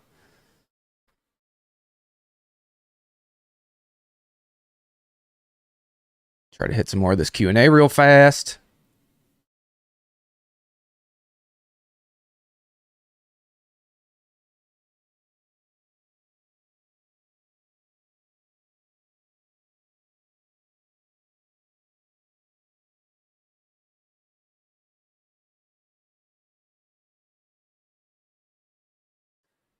Again, guys, with how shitty the stocks that, like, these guys are just straight fucking bankrupt, okay? SFT. They're a bankrupt ass company, right? I'm not going to give them money and then lose. At least that's the idea, okay? That's the idea.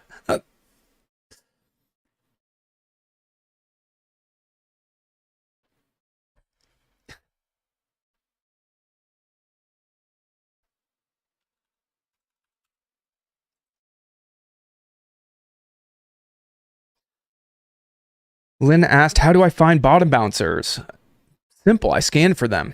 Very, very simple. Okay. So I'll scan for them. I'll put my top range at $1.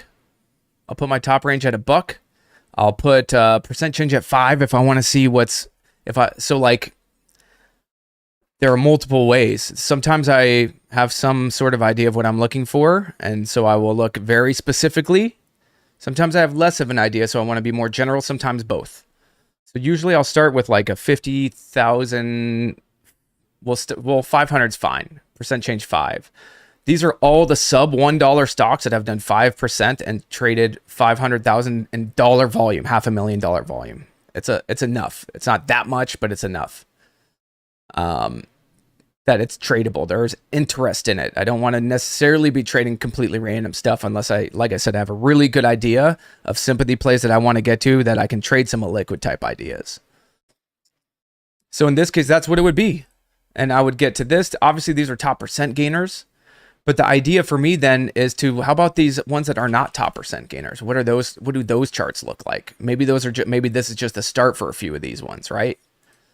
MCOM, I know they're garbage.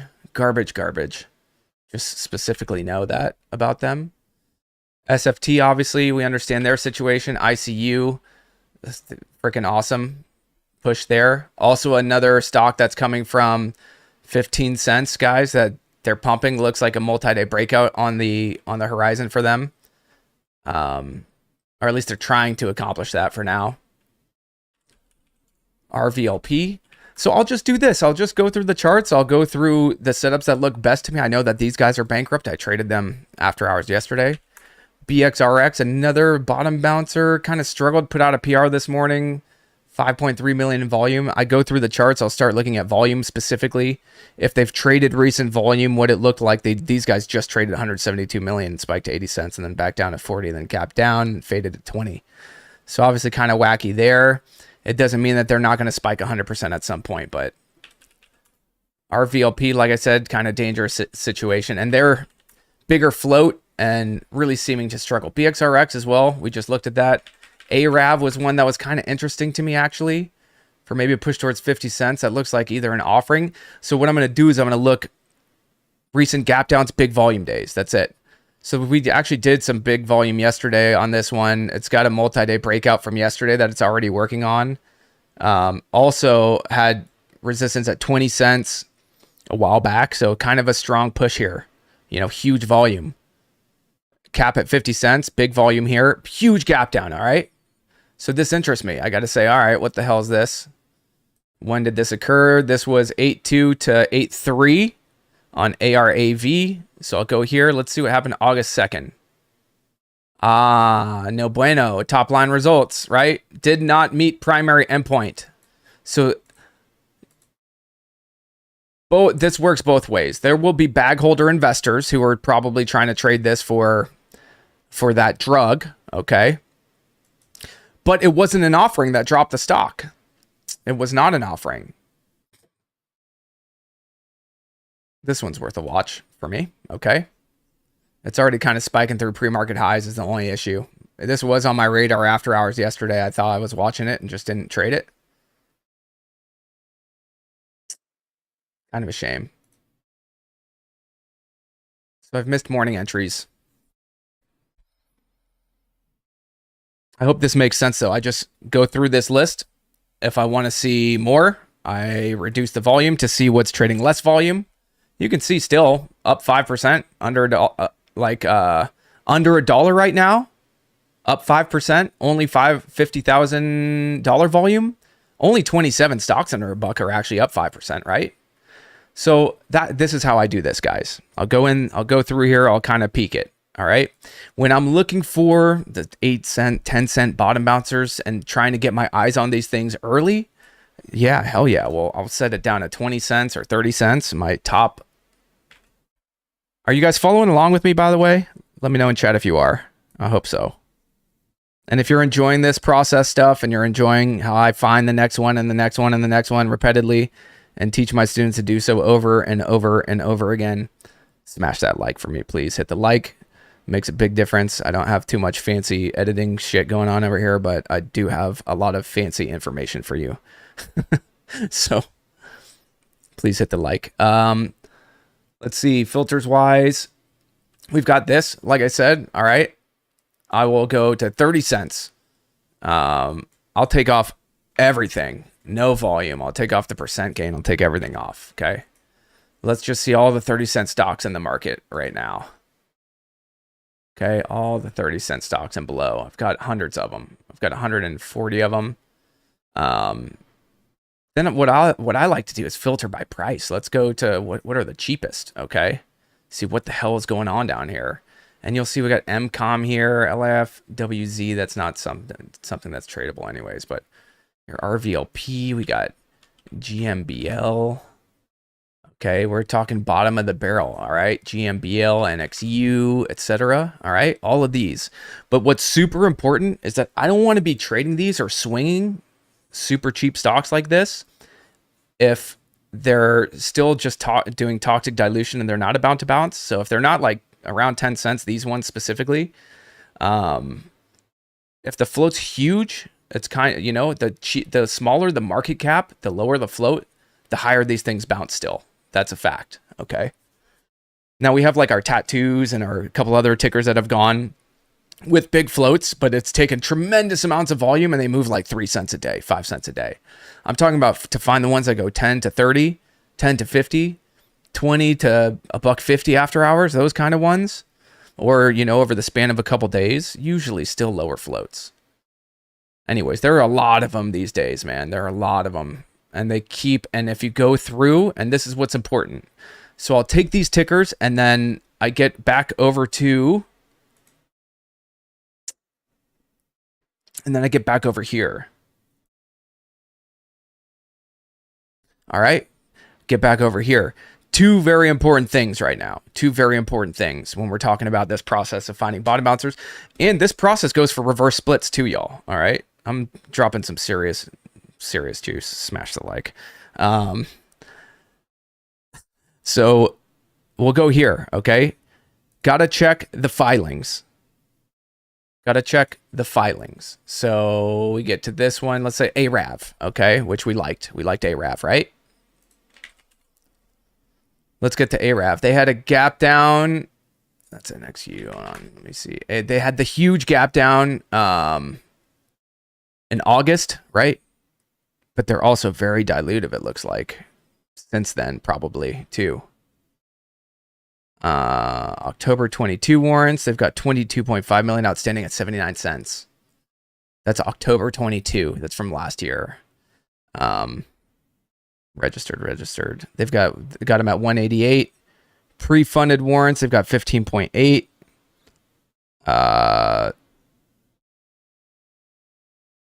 They've got an ATM with 47, not limited by baby shelf.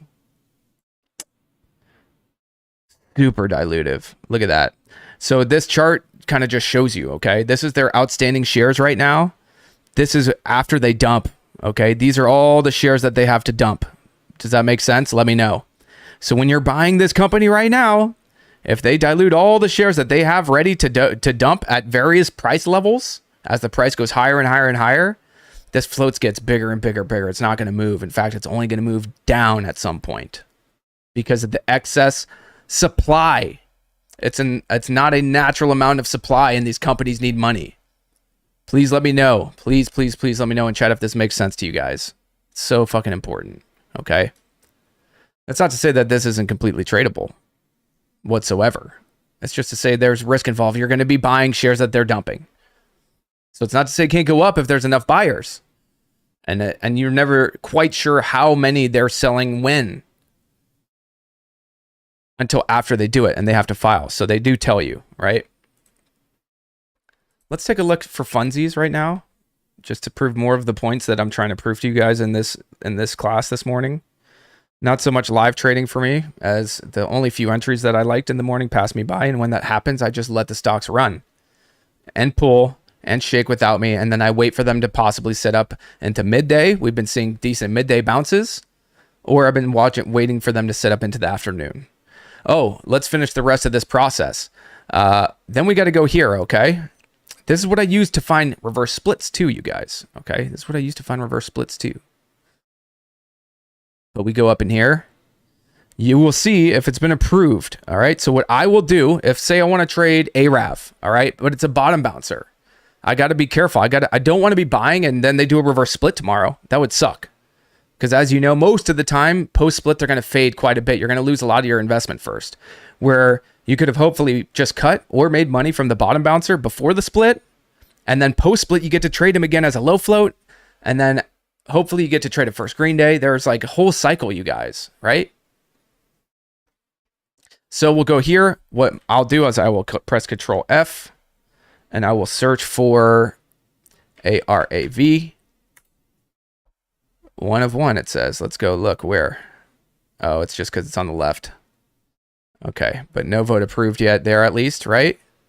What are some of the other ones? Let's look at, obviously SFT, they went bankrupt. Look at that.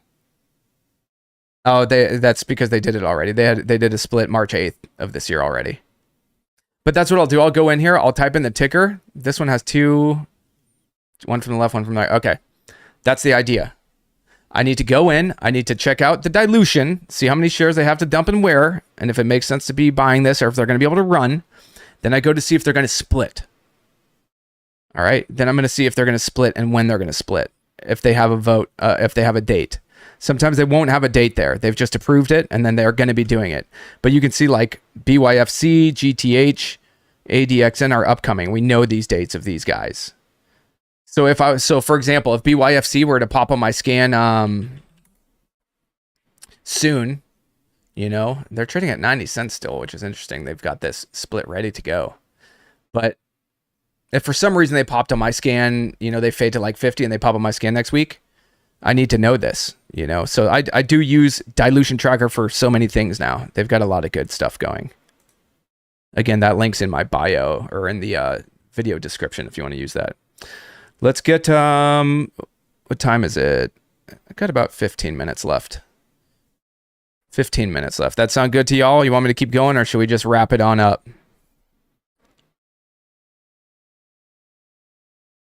If you want me to keep going, say, hell yeah. Say, hell yeah. All right.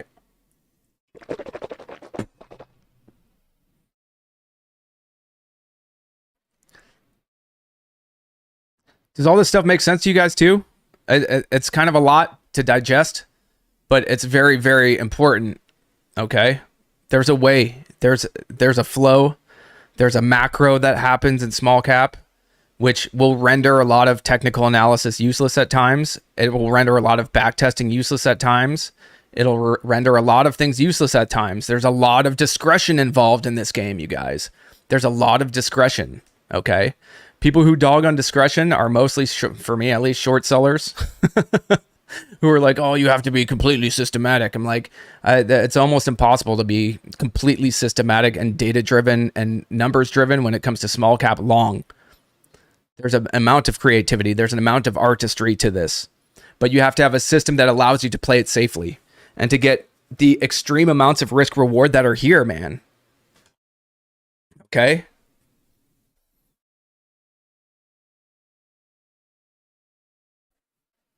Look at that. Look at that. There's a method. Sorry. There we go.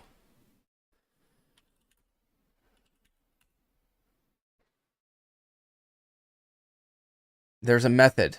Okay.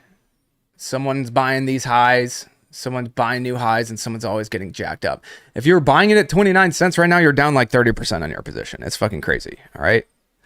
So with the bottom bouncers, they're great, but you also have to be safe. You got to be safe. You got to find the right way to go about taking positions. Dip buying's where it's at the end of the day.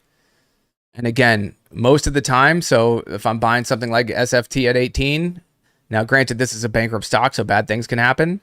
But when I'm dip buying in the morning, most times, if I've let it shake properly and it's not up too much, I've not exposed myself to danger.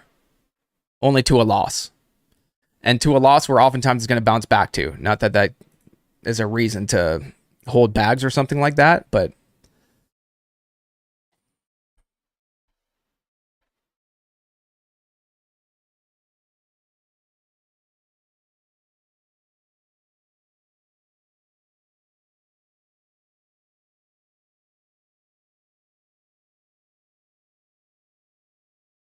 is there a lot of ads? Sorry, guys. I don't know what's going on here.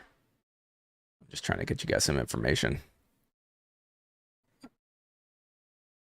It's supposed to be. All right. Yeah, YouTube money literally means nothing. Like their ad money. That's not why I do this shit. Sean asks, how's the golf game? It was getting so good for a while, and then in June, my dad had a heart attack, and I haven't really played golf since then too much.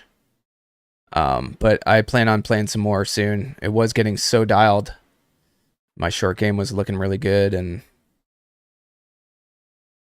if anyone ever wants to come play, and they're in Dallas or Phoenix,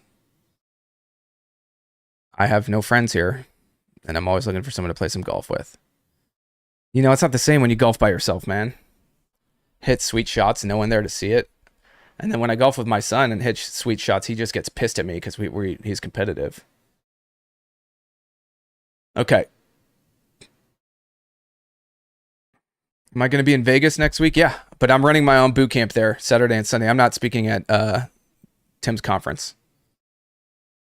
I'm just doing my own conference. It's going to be at the Palazzo Saturday and Sunday. Small group, psychological session, setup session, strategy session. It's going to be awesome.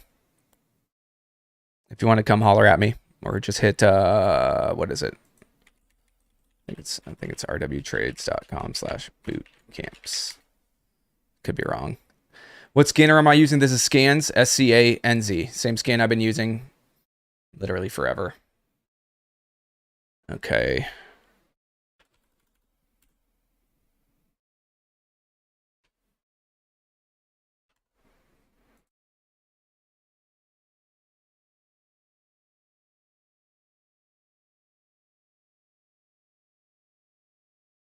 At this point in the day, I like to throw up 5-minute charts and just kind of see what's going on from a bigger picture perspective. Usually my MO for the most part. Still see some energy stocks on the scan.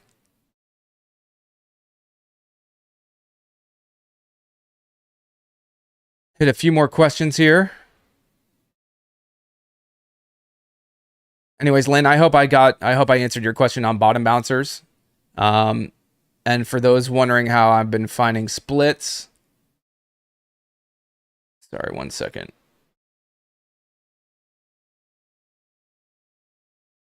And for those wondering how I've been finding the splits.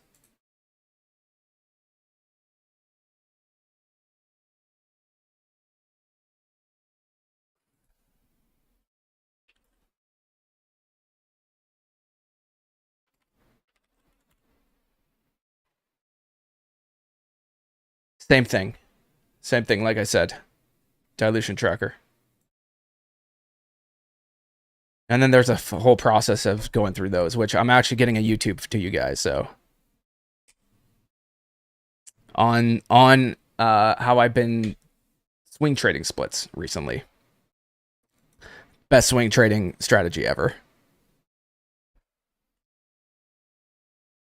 But I'm getting that to YouTube, so make sure you're subscribed because it's coming out, I believe, later today, hopefully. Okay. Let's see what else we got. Make sure we're not missing anything today. SFT, don't be a chaser. Okay. ICU, I wouldn't be surprised to see it hold these 60s. Still my favorite ticker out there today. If I were to dip by anything, this is the one, personally. TGL, you can see broke down the levels for now, and using that previous morning support for now as resistance. Kind of some basic technical analysis there, right? And for those Forex people and futures people, we got a lot of them recently who have been kind of joining over and checking out small cap, which is awesome, especially in the midst of all the funded nonsense going on. And Forex is a sketchy ass place. Everywhere is a sketchy place, don't get me wrong, but specifically Forex throughout my career has been one of the most scammy, I guess you could say, in terms of the influencers. And then it blew up over the last few years, just blew the fuck up. And everyone's pushing funds. Like the whole goal to be a Forex trader is to get funded. And I guess maybe you need a lot of capital or something like that to make money there. And then I see everyone's like 1-to-1. Small cap's not that. You don't need to be funded. You can make a great percentage off small percentage and then start to roll that and snowball an account and grow exponentially naturally with all your own money. Yeah, it's welcome. Okay. I like it actually. A lot of technical analysis. There's some really good, in my opinion, futures traders, and a couple Forex traders that I know who are good, really good with technical analysis. So for those coming over, I've been mentioning it. It's not all in vain. You actually have really great technical analysis ideas, even better than a lot of people in small cap, in my opinion. I learned a lot of some early technical analysis ideas from a couple Forex traders on YouTube and stuff who are actually still around. I don't know how legit they are, but what we need to get for you guys who have good technical analysis abilities, and this goes for any of you, it doesn't matter what you're trading, is the macro stuff. Get some sit-ups under your belt that make you understand there's a good why to some other things that we're doing, man. There are some great setups involved in small cap with astronomical amounts of return product, okay, with a return on your investment. If you know what you're doing, if you're patient, if you're not chasing into highs, if you're not being the sheep, if you're not getting dumped on by these companies, don't chase bankrupt stocks that are already up 100%. The goal is to load them and then they go 100% when you understand the setup. Same with reverse splits these days. It's not really the best idea to be buying them once the reverse split news comes out, unless you can get to it nice and early in pre-market. But by the time the market opens and they're up 200% or 300% like SASI last week, which, I mean, again, I was loaded in the 2s. I woke up, I sold it in the 6s and 7s. But by the time the market opens, you can see this is the market open. It did spike a couple bucks out the gate, but ultimately 50% downside from highs, right? Does that make sense? If we're talking like SASI last week. So I was loading at the 13th and the 6th, like the 6th and the 8th, 6th and the 9th, I think. And then just selling into the spike, swing trade style. Okay. Nice little first green day going there today. Actually, it looks like, huh? Nice little first green day. I totally missed that. Holy shit. And this is the great part. It's kind of a liquid. That's probably why I missed this morning. But these big gappers have decent first green days, man. They hold. You see them base like this for a few days. OPGN tried it the other day. Look, OPGN still trying to hold a buck for now. OPGN, huge move, 2 days of consolidation and hold. So the swing idea is off 75 and 76 here, right? I hope you guys see this. If you're missing the first green day, it's fine. Look. First green day backside, huge move there. Look, TPST, Same thing. Missed the first green day, 2 red days. Don't fuck around there. It's dangerous. First green day here was actually nice, but closed all the way now down near lows. And then huge 2-day move. So this is what's been happening lately, man. Small cap's been on fire.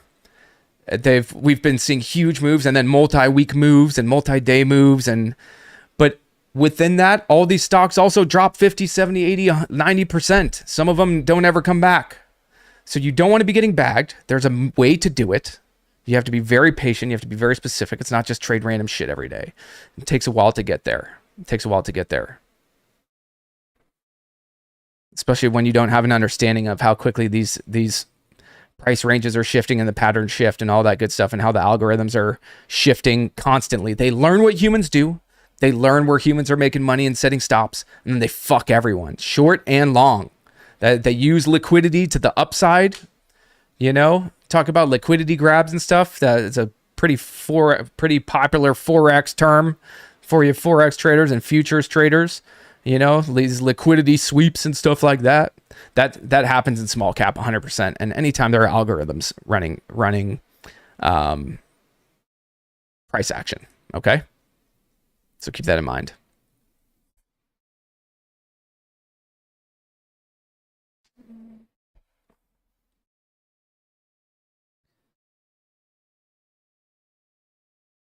I already went over that, Catherine, how I find bottom bouncers. And then it's not just finding them. It's what you do. There are so many. There are 500, like I showed you, stocks under $1 right now. NASDAQ stocks, basically. Okay?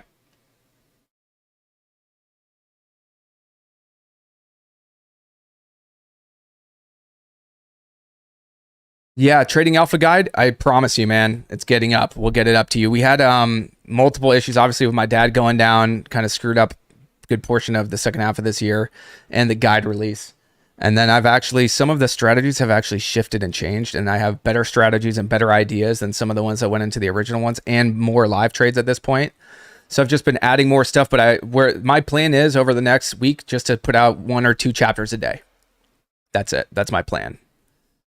I had to re-edit it myself and do some things and add some things and give you a little bit more context because I've had a lot of new traders lately. A lot of new traders coming over, like I said, from futures and Forex and options. So it's been, it's good. I'm actually happy there was a delay. I hate having things delayed like that, but that is my plan. I really apologize for the delay there. Okay. But ultimately, I'm happy with what you guys are about to get. Been trying to find my overnight holds the past few weeks, but always getting the wrong ones like CNXA yesterday. What are things that tell you to avoid them? And that's going to happen, man. That's going to happen. It still happens to me, okay? It totally still happens to me. Totally still happens to me. Which is why, and it happens to me all the time, guys, which is why I'm so adamant about getting a really good entry, okay? Because of how often I am wrong. I hope that makes sense. That's why my whole process is built upon the fact that I could be wrong at any time, and I got to protect myself. That's why I don't chase. That's why when stocks run, they just run without me, and I'll find the next one, and I'll find the next one. I'm forward thinking. I'm positive thinking. I don't get wrapped up in FOMO, negativity, the fear that I just missed out on whatever, the potential profits I just missed out on, even mid-trade, all the dopamine going through our systems. They've been proving what happens. The second we sell, it's probably just a huge dopamine dump, and we feel like shit no matter what. ICU holding levels that I would want it to hold to keep being strong. I didn't dip by it, but this is the last kind of stop on the train for me. This area, if it weren't to hold, right? If this is going to continue and spike midday and break highs. So I still like ICU the best and just didn't touch it, but I'm okay with that. We're teaching this morning. We're teaching. I was hoping to get some live trades, but I don't trade for trading's sake. And this is why I do webinars every single day, by the way. A lot of people, they'll do like their one webinar a week or whatever. They live trade once a week, and anyone can trade really well for 2 hours. You guys could probably do a webinar for 2 hours and be disciplined and do things. And then the second it's off, you'd fucking lose your minds. But I like to do it every single day. So, and throughout all of my trading, you know, if it takes an hour for me to trade, 2 hours for me to trade in the morning, and then I like to do it in the afternoon too, so they can see that process. And the whole point of that is that they get to see, my students at least, everything. They get to see me deal with great trading, bad trading, personal issues in my personal life, bad beats, good luck, bad luck, sizing out, massive gains, my dumber losses.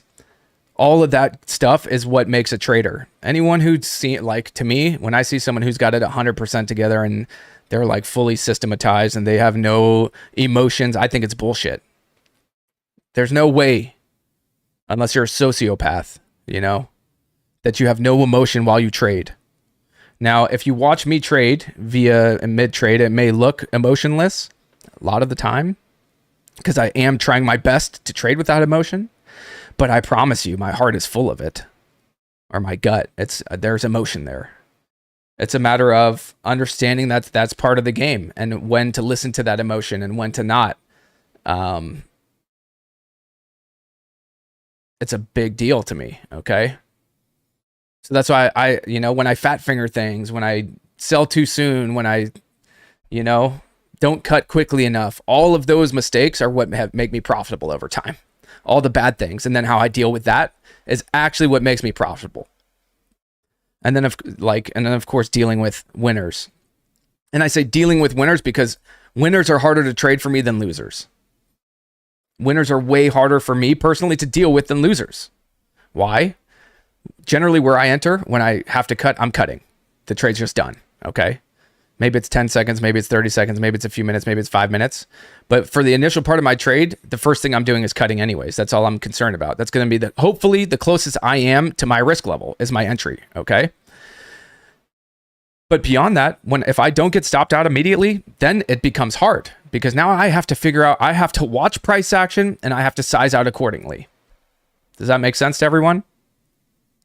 So I actually don't mind being stopped out. It's easy. That's easy. It's when the trade's working that it becomes work, okay? How far can we take however many shares? Well, what was our plan? Where are we sizing out? VWAP, high a day, pre-market highs. How many? I got 10,000 shares, okay? What was my conviction like? What are the markets like? They're great. We're seeing a lot of stocks get back to pre-market highs and rip, right? Is that the case? Then I should only size out maybe a fifth of my position in a VWAP or a fifth into high a day and then hold shares for pre-market highs and then actually hold shares for pre-market highs to be broken through and get a parabolic huge runner. Does that make sense, everyone? Okay.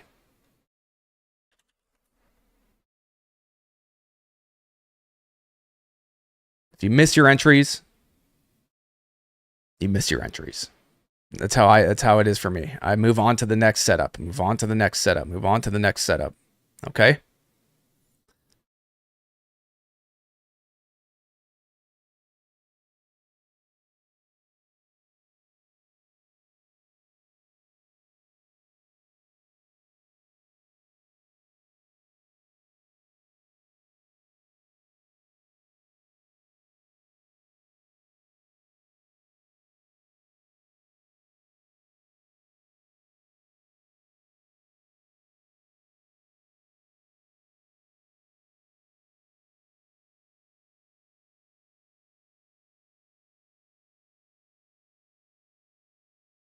Anyways, y'all, last questions. Let's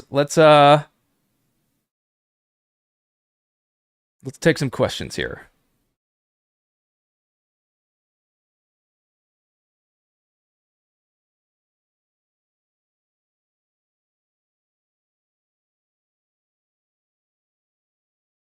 This account, by the way, this is my TD Ameritrade. It's actually a small, this what you're seeing with the DAS at the moment. And this P&L above me. That's empty because I haven't traded at TD Ameritrade. It's my small account that I started at the end of last year. I traded it, I think, December through February, and then I stopped trading it. So I traded it December through February. I started it with 5K. I got to 15 and a half or so. And then I stopped trading that account at Trade Zero, and I dropped that challenge because I was just trading heavily all year for the most part. But just picked this challenge back up And the plan for my students right now is to put myself in perpetual PDT prison.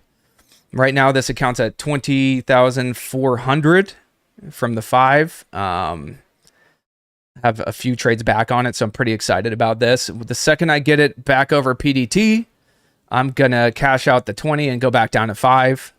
And I'm going to do that all year, every year, if I can. Just go down to 5, grow it to 25, go back down to 5, grow it to 25, go back down to 5, grow it to 25, because everyone bitches about it and says that that's the reason that they can't get over it, when the real reason is that you're just not good at trading yet. It's not the PDT. PDT does suck, don't get me wrong. I'm not the biggest fan. I think it's a sucky rule, but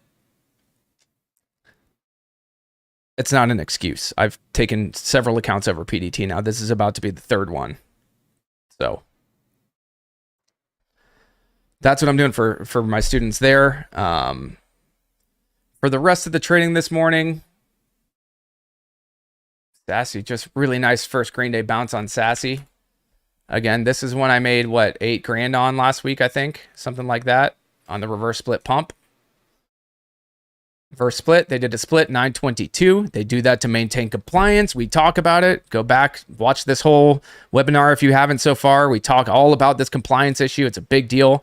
And I've got a whole YouTube coming out, so make sure you're subscribed and smash that like. It's coming.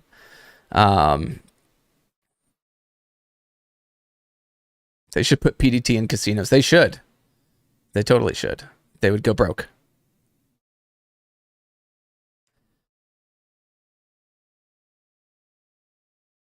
My favorite power hour strategies? We'll keep that. I'm going to keep that to myself for now. No, I'm just kidding. I don't know. Maybe we'll do a power hour webinar someday. Live trading, you know, where we can see what I look for in a power hour, because it is very different. Very similar mentality in terms of getting good risk reward, though. Okay. Michael Berkeley said, how do I set your risk on plays like Sassy, percentage, risk, key levels? Generally speaking, key levels, okay? Generally speaking, when I have something like 3, I'm looking like if they're 4 or 5, and there's way more to this. So, and there's a whole video. You know what? Just wait for this. Wait for the video to come out. It's coming out on the splits and the swings and the risk, how we do that. All right. No problem, Joan. Thanks for tuning in. Thanks for tuning in, y'all. And again, I do this every single morning, Monday through Friday.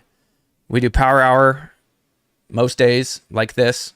Trader therapy we do on Fridays, where we all get together for an hour, hour and a half, and literally talk trading psychology, starting with me. I talk about wherever I struggled psychologically throughout the week and set an example. Like, it's not weak to do it. It's important to do it. It helps my game every single week. I get input from the pack, and then I try to give my pack members and the Discord some insight. They can get up in front of the whole group, be like, look, this is where I sucked. Or maybe they don't even know why, you know, and they just need to discuss, and we try to get to the bottom of it. A true like therapy session. It's kind of crazy, but it works. It fucking works. Who's in the pack in the chat and loves trader therapy? Let me know. I think it's the best thing ever, to be honest. I just bought tradertherapy.com. I love Trader. It's a great session. It fixes my game every week. I can't explain it. Sometimes we all just need someone to talk to, man, you know, about our trading. That's why I do the one-on-ones. That's why I do the trader therapy. That's why I try to be present for my students every day, all day like this. You know? And I do these one-on-ones, and y'all are people. Like I said, it humanizes everything, man. Y'all got kids like me, lives like me, and aspirations. You know, some of you have put so much of your lives and your energy and your time into trying to get this game, but unfortunately I've been stuck learning from someone or several people or whatever it is that just don't give a fuck about you, man. And not only that, but they don't give a fuck about trading, really. Most people in this industry give a fuck about only one thing, which is signing up as many fucking students as they can. Period. By any means necessary. Mine's always kind of been the opposite, which is just a quality group of students and people who really care, that I can care about, and that are going to reciprocate. So that's why y'all are seeing me more. You know, the pack's been growing. The success of the students has been phenomenal. You know, a lot of places, I don't see too many places that just have any success whatsoever, to be honest, from students. They'll just like flex their gains, but their students aren't making money, you know? So I got students now nailing entries way better than I am. Which is really cool to see. Let's see what else we got. SFT, one more check out on my scans, and that's pretty much it for the morning for me.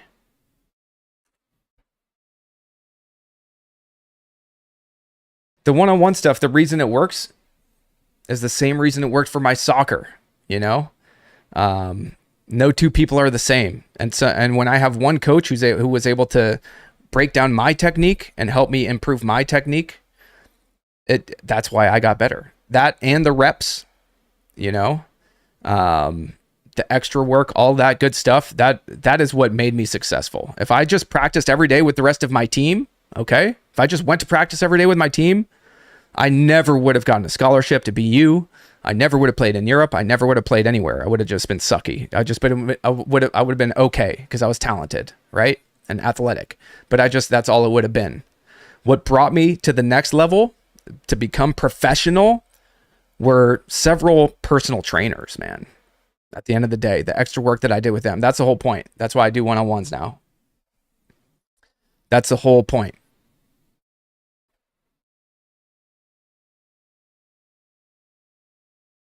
Remain on a mission. Okay.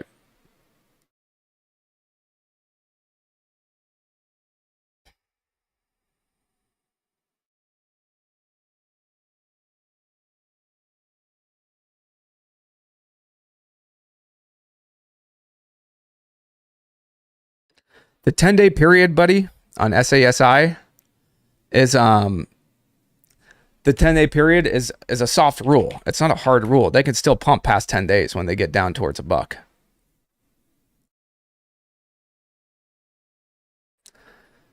And the 3rd and the 6th were not, actually. So day 1, day 2, day 3, day 4, day 5, day 6, day 7, day 8. So I was buying it day 8 and yeah, day 10 or 11.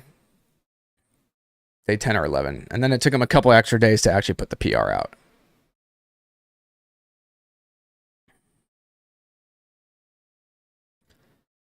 Richard Adams asks, how can I contact me? Yeah, let's see. There's a QR code right here, bottom right-hand corner.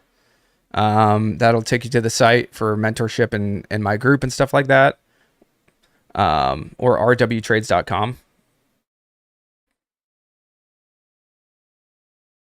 Okay.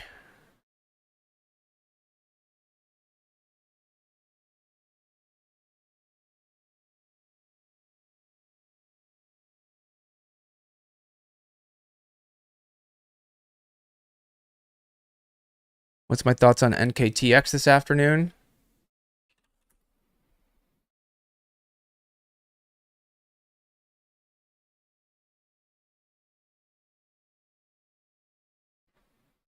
Nice holds. Don't hate it. Low a day risk for me would be the idea.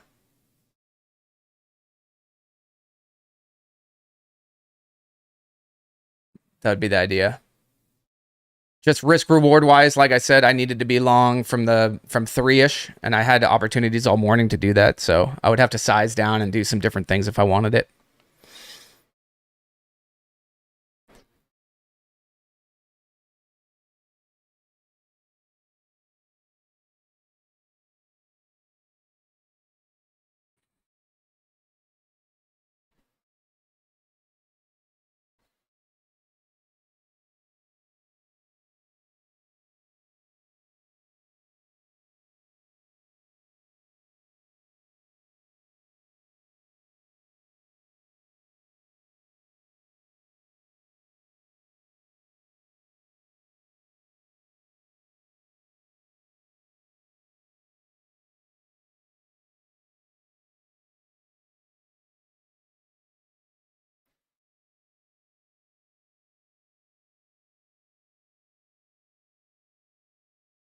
All right, y'all. Straight Q&A.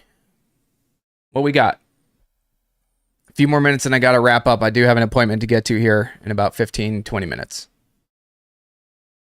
But I hope you enjoyed it. If you've enjoyed this masterclass this morning, please smash the like. Make sure you're subscribed. I've got some strategy videos coming out. For those who want to join, hit that QR code down there, put 20 off into the coupon code and get into the pack. For those who want one-on-one mentorship, you can inquire about that as well on the site or from the Discord when you get in there as well. Or you could also email Tanner, TANNER, at rwtrades.com. He does kind of the interview process for me, as, like I said, we do have some screening for those because it's my personal time. You're literally speaking with me one-on-one. I go through your trades. For those who want to send me screenshots of their trades, we go through anything psychological what you've been dealing with, entries, exits, you name it. Data tracking, psychological issues, childhood issues, marital issues, shit, you name it. We get into it, you know, because it all does have to do with our trading, and it will all affect what we're doing on any given day.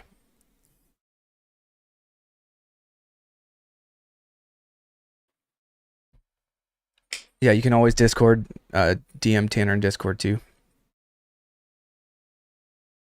Daddy issues. Yeah, daddy issues for sure.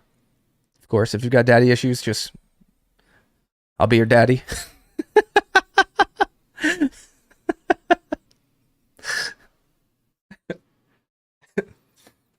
Sorry.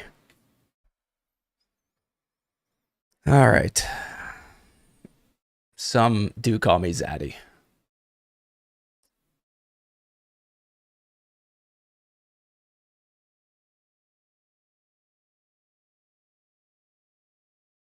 Questions for real? Any questions?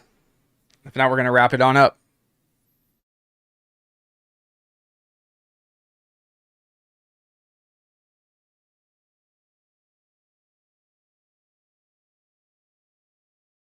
Really nice first green day bounce on SASI, you guys. Favorite patterns at the moment, like we keep mentioning, these bottom bouncers, okay? Of varying price ranges now, 10, 20, 30, 40 cents. Just kind of whichever one's in play at the moment. Reverse split pumps. First green day bounces after parabolics in any sector. So it could be a bottom bouncer, it could be a reverse split pump. Anything that has gone parabolic are having nice first green days. All right.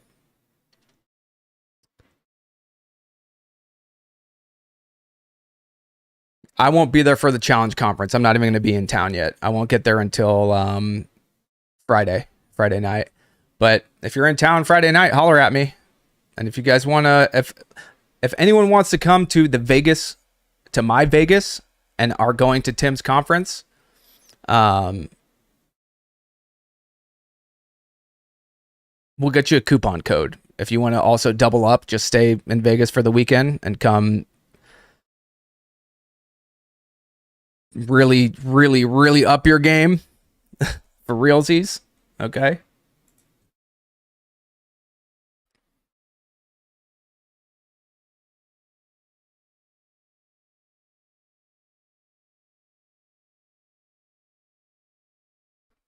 Any more questions, y'all?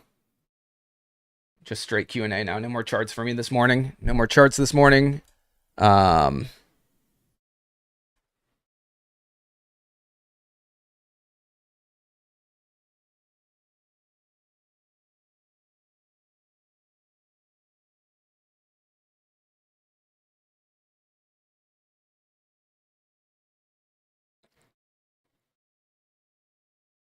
do you size into intraday intra-daily breakouts? Ew, I don't. You mean how do I size out? You need to go back and watch the beginning of this. For those who are just joining, I would definitely go back and start from the beginning because I go through so many core concepts and key concepts in this video, it's not even funny. And if you enjoyed this, because I'm not holding anything back, smash the like. Hit that like button, please. Go back and watch this again, honestly. Intraday highs are only meant for selling for me. Into and out of them. Once it approaches them, as it breaks through them, that's where I'm selling.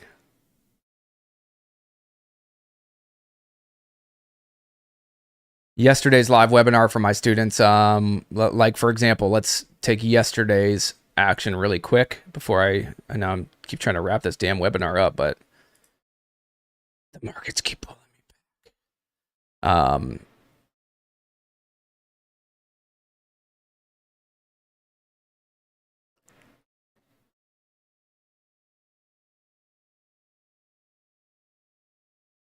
what was the morning reversal? Someone remind me what morning reversal I traded yesterday morning.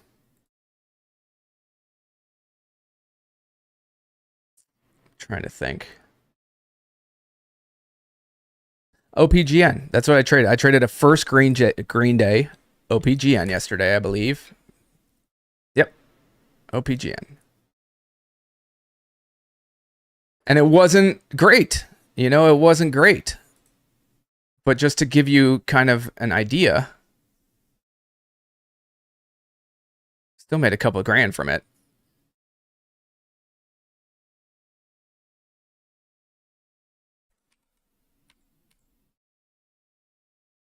First green day bounce here.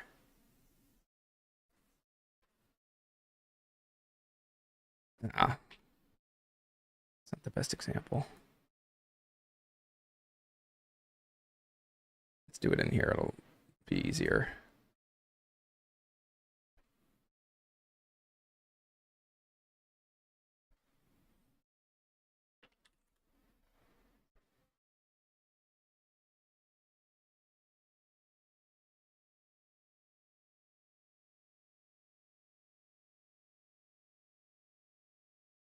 And this. There we go. I was trading actually the one hold yesterday. These ones that we've been seeing, like TPST, that have been gapping big from here, going over a buck and then spiking. We've been seeing them try to kind of base under and then hold $1. Those have been kind of the decently strong ones. So that's not perfect, but find a different example. I see you push nicely off of this support level. You can see it held twice and then it tried to break down and it held instead again. 64 cents. Pretty clear there. Oh well, okay.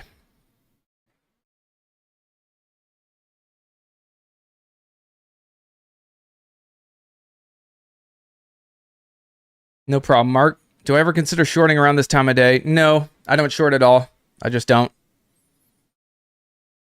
There's no need for me.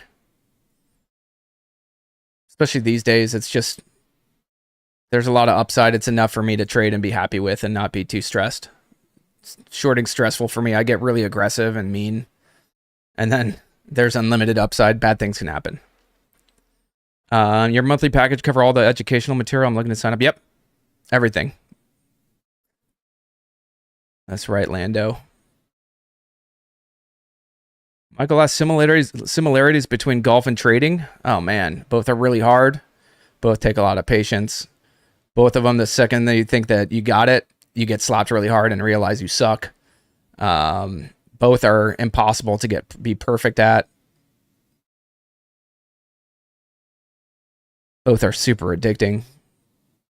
Both can make you money and or lose you money.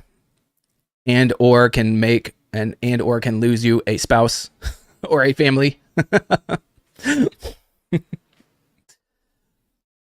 There are so many parallels.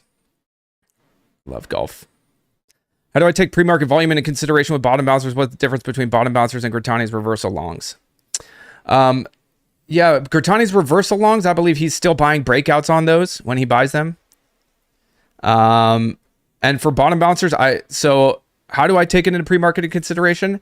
I take it very much into consideration. So like I see use pre-market volume when it's really good, particularly. So if it's a stock that this one has been trading a lot of volume recently, okay, but ones that haven't, say it's trading, this one trades like 300,000 a day, 400,000 a day, and it's pre-market and they're gapping on 5-10 million shares. That's when I'm like, okay, this thing's going to trade volume today. Pretty basic, okay? Relative volume pre-market compared to what it's traded in the past. I can pretty accurately forecast pre-market most times how much volume a stock's going to trade throughout the day, or if it's at least going to be a sufficient enough amount of volume to move a stock. I hope that makes sense. With my trading as a free broker, okay to trade, no hotkeys or fast executions needed. Yep. Yeah, you can. I prefer to use a actual broker, but your Weebles and whatever, those are fine. We're not short selling. It's nothing too crazy where I'm entering. I'm not trying to, battle for shares because I'm not chasing shit through highs and stuff like that, competing for shares with other people. Not just for shares with other people trying to buy it, but like shorts trying to cover everyone trying to buy. That's where I'm selling.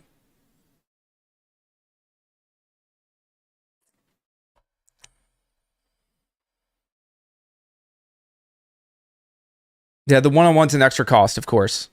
It's not you won't get access to anyone in our space like this. And I can't make it cheap, unfortunately. My time's worth a lot of money. That being said, it's cheaper than most people's fucking yearly programs. So it is, and that's a fact. Okay. So it's cheaper than most people's yearly programs, and it's a hell of a lot cheaper than most people's lifetime programs. And if you get into it, you're my student for life. There's no more payments that I ever take from you. So that's the deal there. I know that I've got a dedicated student. They know that they've got a dedicated actual mentor who's going to get to know them, know their fucking name in the first place, and where they're from and how old they are, and if they've got a family, and what drives you, and where your trading's been, where you want to get it to, any psychological nuances that we can kind of get into, trade tracking, strategy, trade recaps, accountability, all sorts of things. That's what it's about. And it's a lot, fuck ton of work for me. It's not a little bit. It's a fuck ton of work. And I charge less than what most people are charging to literally give you fucking nothing but video lessons every day. So shitty ones too, in my opinion. Erickson, in the Wolfpack, do we get to see you trade where you're entering and exiting? I struggle with the enter and exit points. Yep, live, real time, no bullshit. No, I don't do alerts. I don't send it to a bunch of people who want alerts and stuff. I'm here only for people who want to trade live or learn when they get to watch me live back. So I record every single webinar. We're starting to put every single one on the site now, the day or night of, so that you guys get to review my actual live trading from the day, every day. So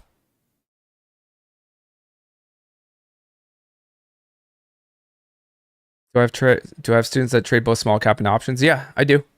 Small cap options,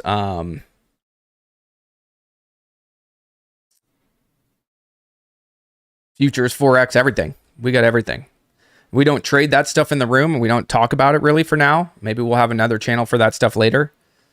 We're quite focused on just finding the most explosive stock opportunities. But plenty of options trading goes on, especially kind of on the side. Does the pack see my scanner all day? No, but they can see it anytime they want in the morning.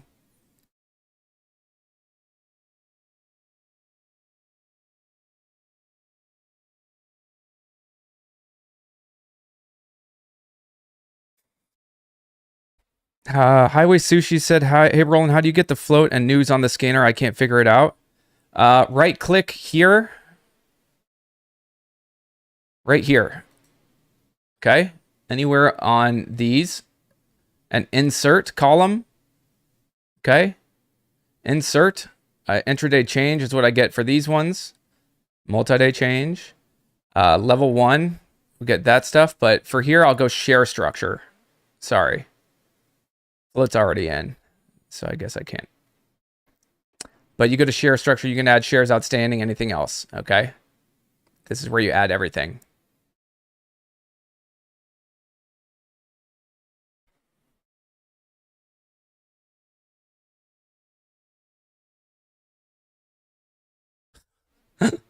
Kieran said, "What's my thoughts on VAR lately as an Arsenal fan? Hell, as a football fan. Hit or miss. I think it's good. I think it needs to be, there's still too much human element, I guess. To be honest, I feel like why can't they have more computers involved and less humans? Because humans still suck at that. If you look at like the Liverpool Tottenham game, that's fucking ridiculous. There was offsides they missed and then they didn't fix it. Like, So it's a work in progress. I don't know. It's kind of weird. People score and then they kind of celebrate and then they have to see if it's a real goal or not, which is good though. I mean, a lot of money is involved and all that good stuff. Fucking love the Gunners. About to get a tattoo soon. About to do a whole sleeve soon, actually, for my brother who just passed. Who passed 4 years ago. And I've been meaning to do it. I just haven't.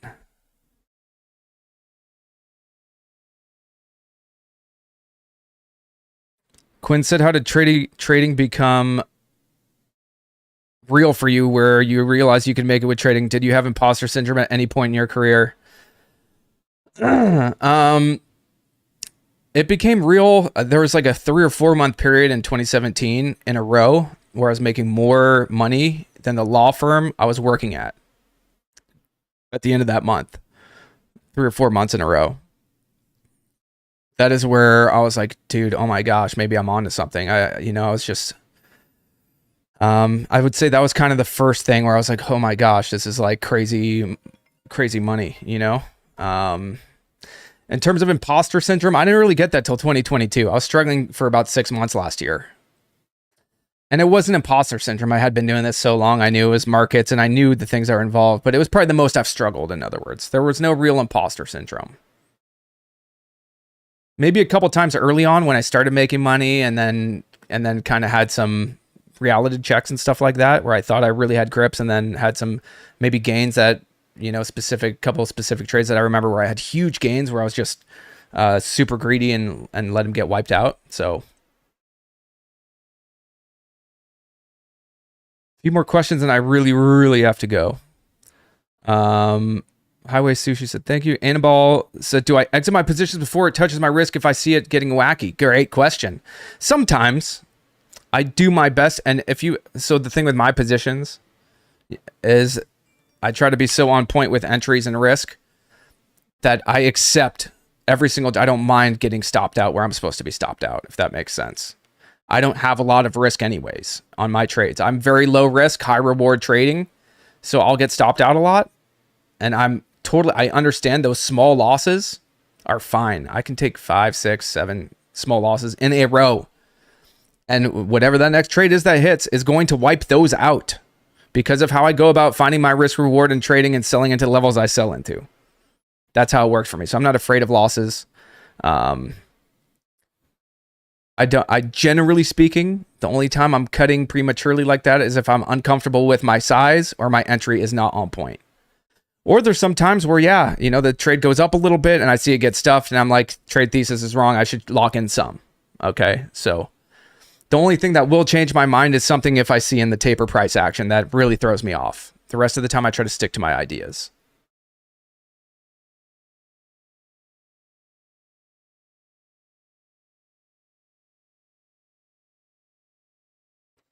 How do I work on patience? Patience to enter, patience to let winners run. By understanding it's all dog shit. Again, what we're trading, it's nonsense, man. It's not good stuff, okay? By understanding that extra bit of patience gives me better risk reward when it drops. Right? I'm not letting my winners run. The only key to patience for me is selling. I hope this makes sense to you guys. I really do. Well, conviction on the front end. How much conviction do I have in the markets? All right, and in the setups. If I'm seeing stocks constantly break pre-market highs, then I should have decent conviction I'm getting to at least pre-market highs or high of day. Okay, off my lows. So it's a perspective thing for letting winners run. I need to have that perspective going into the day. If I don't think that winners are going to run today, then I need to just sell into VWAP if we're in a shitty market. The rest of the markets, I need to let them to let it. So say, let's see, where are we? You're here, OPGN. Just totally hypothetical. If I'm buying it at $1.08 and my first target's VWAP and my second target's like $1.34, okay? It is the selling into VWAP that lets me hold it to $1.34 on some shares. And I would rather take some shares from $1.08 to $1.34 and some to $1.18 than all of them to $1.18. Does that make sense? Let me know in chat. Say yes, please. It is the sells that enables me to be patient.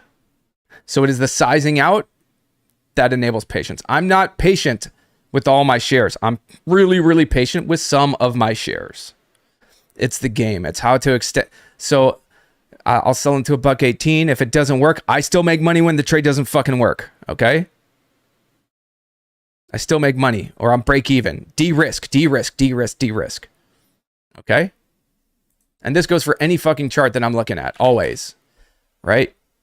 If I'm trading ICU in the morning, I need to sell in a high day, which is 60, which means I need an entry like low 50s. And I need to sell in a pre-market highs, which is 67. So I'm selling here and I'm selling here. I'm selling in this high day and the 60 if I'm dip buying it, right? So I'm getting good risk reward to here. I'm getting great risk reward to here. And I sell and I sell. And then hopefully I can still have some. At this point, I'd probably risk the rest of mine using 63, 64 cents on ICU, okay? That's the key to patience for me. I'm not the most patient person. In fact, I fucking hate sitting in traffic. There are a lot of ways I'm not. I like getting things quickly. All right?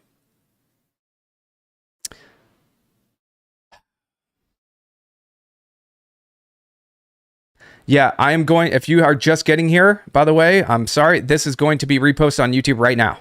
The whole thing, all right? Because we are going to wrap up. We are going to wrap up. But if you've enjoyed the live stream, if you've enjoyed it, please smash the like. Make sure you're subscribed. We'll do a power hour one at some point so you guys can kind of get some of that information as well. Obviously, not a lot of live trading. Missed some entries this morning. Missed one particular entry. Didn't see too much else, which is fine. The idea for me and SASI, yeah, nice first green day. Again, I made 8 G's last week trading the front side of this, selling into these levels, and just lost track of the dip buy. But tons of plays, tons of great stuff going on. I got one-on-ones to get to, so I got students to talk to, y'all. Not a lot of time. I got to go get ready for that. So I am going to wrap up. If you enjoyed again, please smash the like. You can hit the QR code at the bottom right-hand corner there with your phone if you want to check out the site and check out the mentorship and one-on-ones and the Wolfpack. It's a special, special place. Everyone cares about each other in my group. I've facilitated kind of a different environment. It's not a pump room. It's a bunch of people striving to put themselves in amazing positions, figure out how to get great risk reward and kind of change their lives. So for those who are interested in any of that, let me know. You can always DM me on Instagram, Twitter. It's RolandWolf86. It's my only one, you guys. I'll never solicit. I'll never ask for Bitcoin or random bullshit. It's all I probably have more scammers than anyone out there. So if it's not RolandWolf86 or on TikTok, I think it's the Stock Market Wizard. But that's it. All right. Outside of that, we got Vegas coming up in a few weeks. Or actually next weekend, and then I think the Thursday, Friday after that, live trading in San Fran. That's the other thing. If you're a one-on-one lifetime member, those are all free. You can come to as many boot camps as you want forever for free. People like Sandra, who's my first female to cross 6 figures, been trading phenomenally. She's been to like 10 of them over the last year and a half or something like that, and you get exposure to some really good traders from the group. So thank you guys so much for joining me. Good luck out there. I really, really hope this live helped some of you. I'll get it posted up here in a second.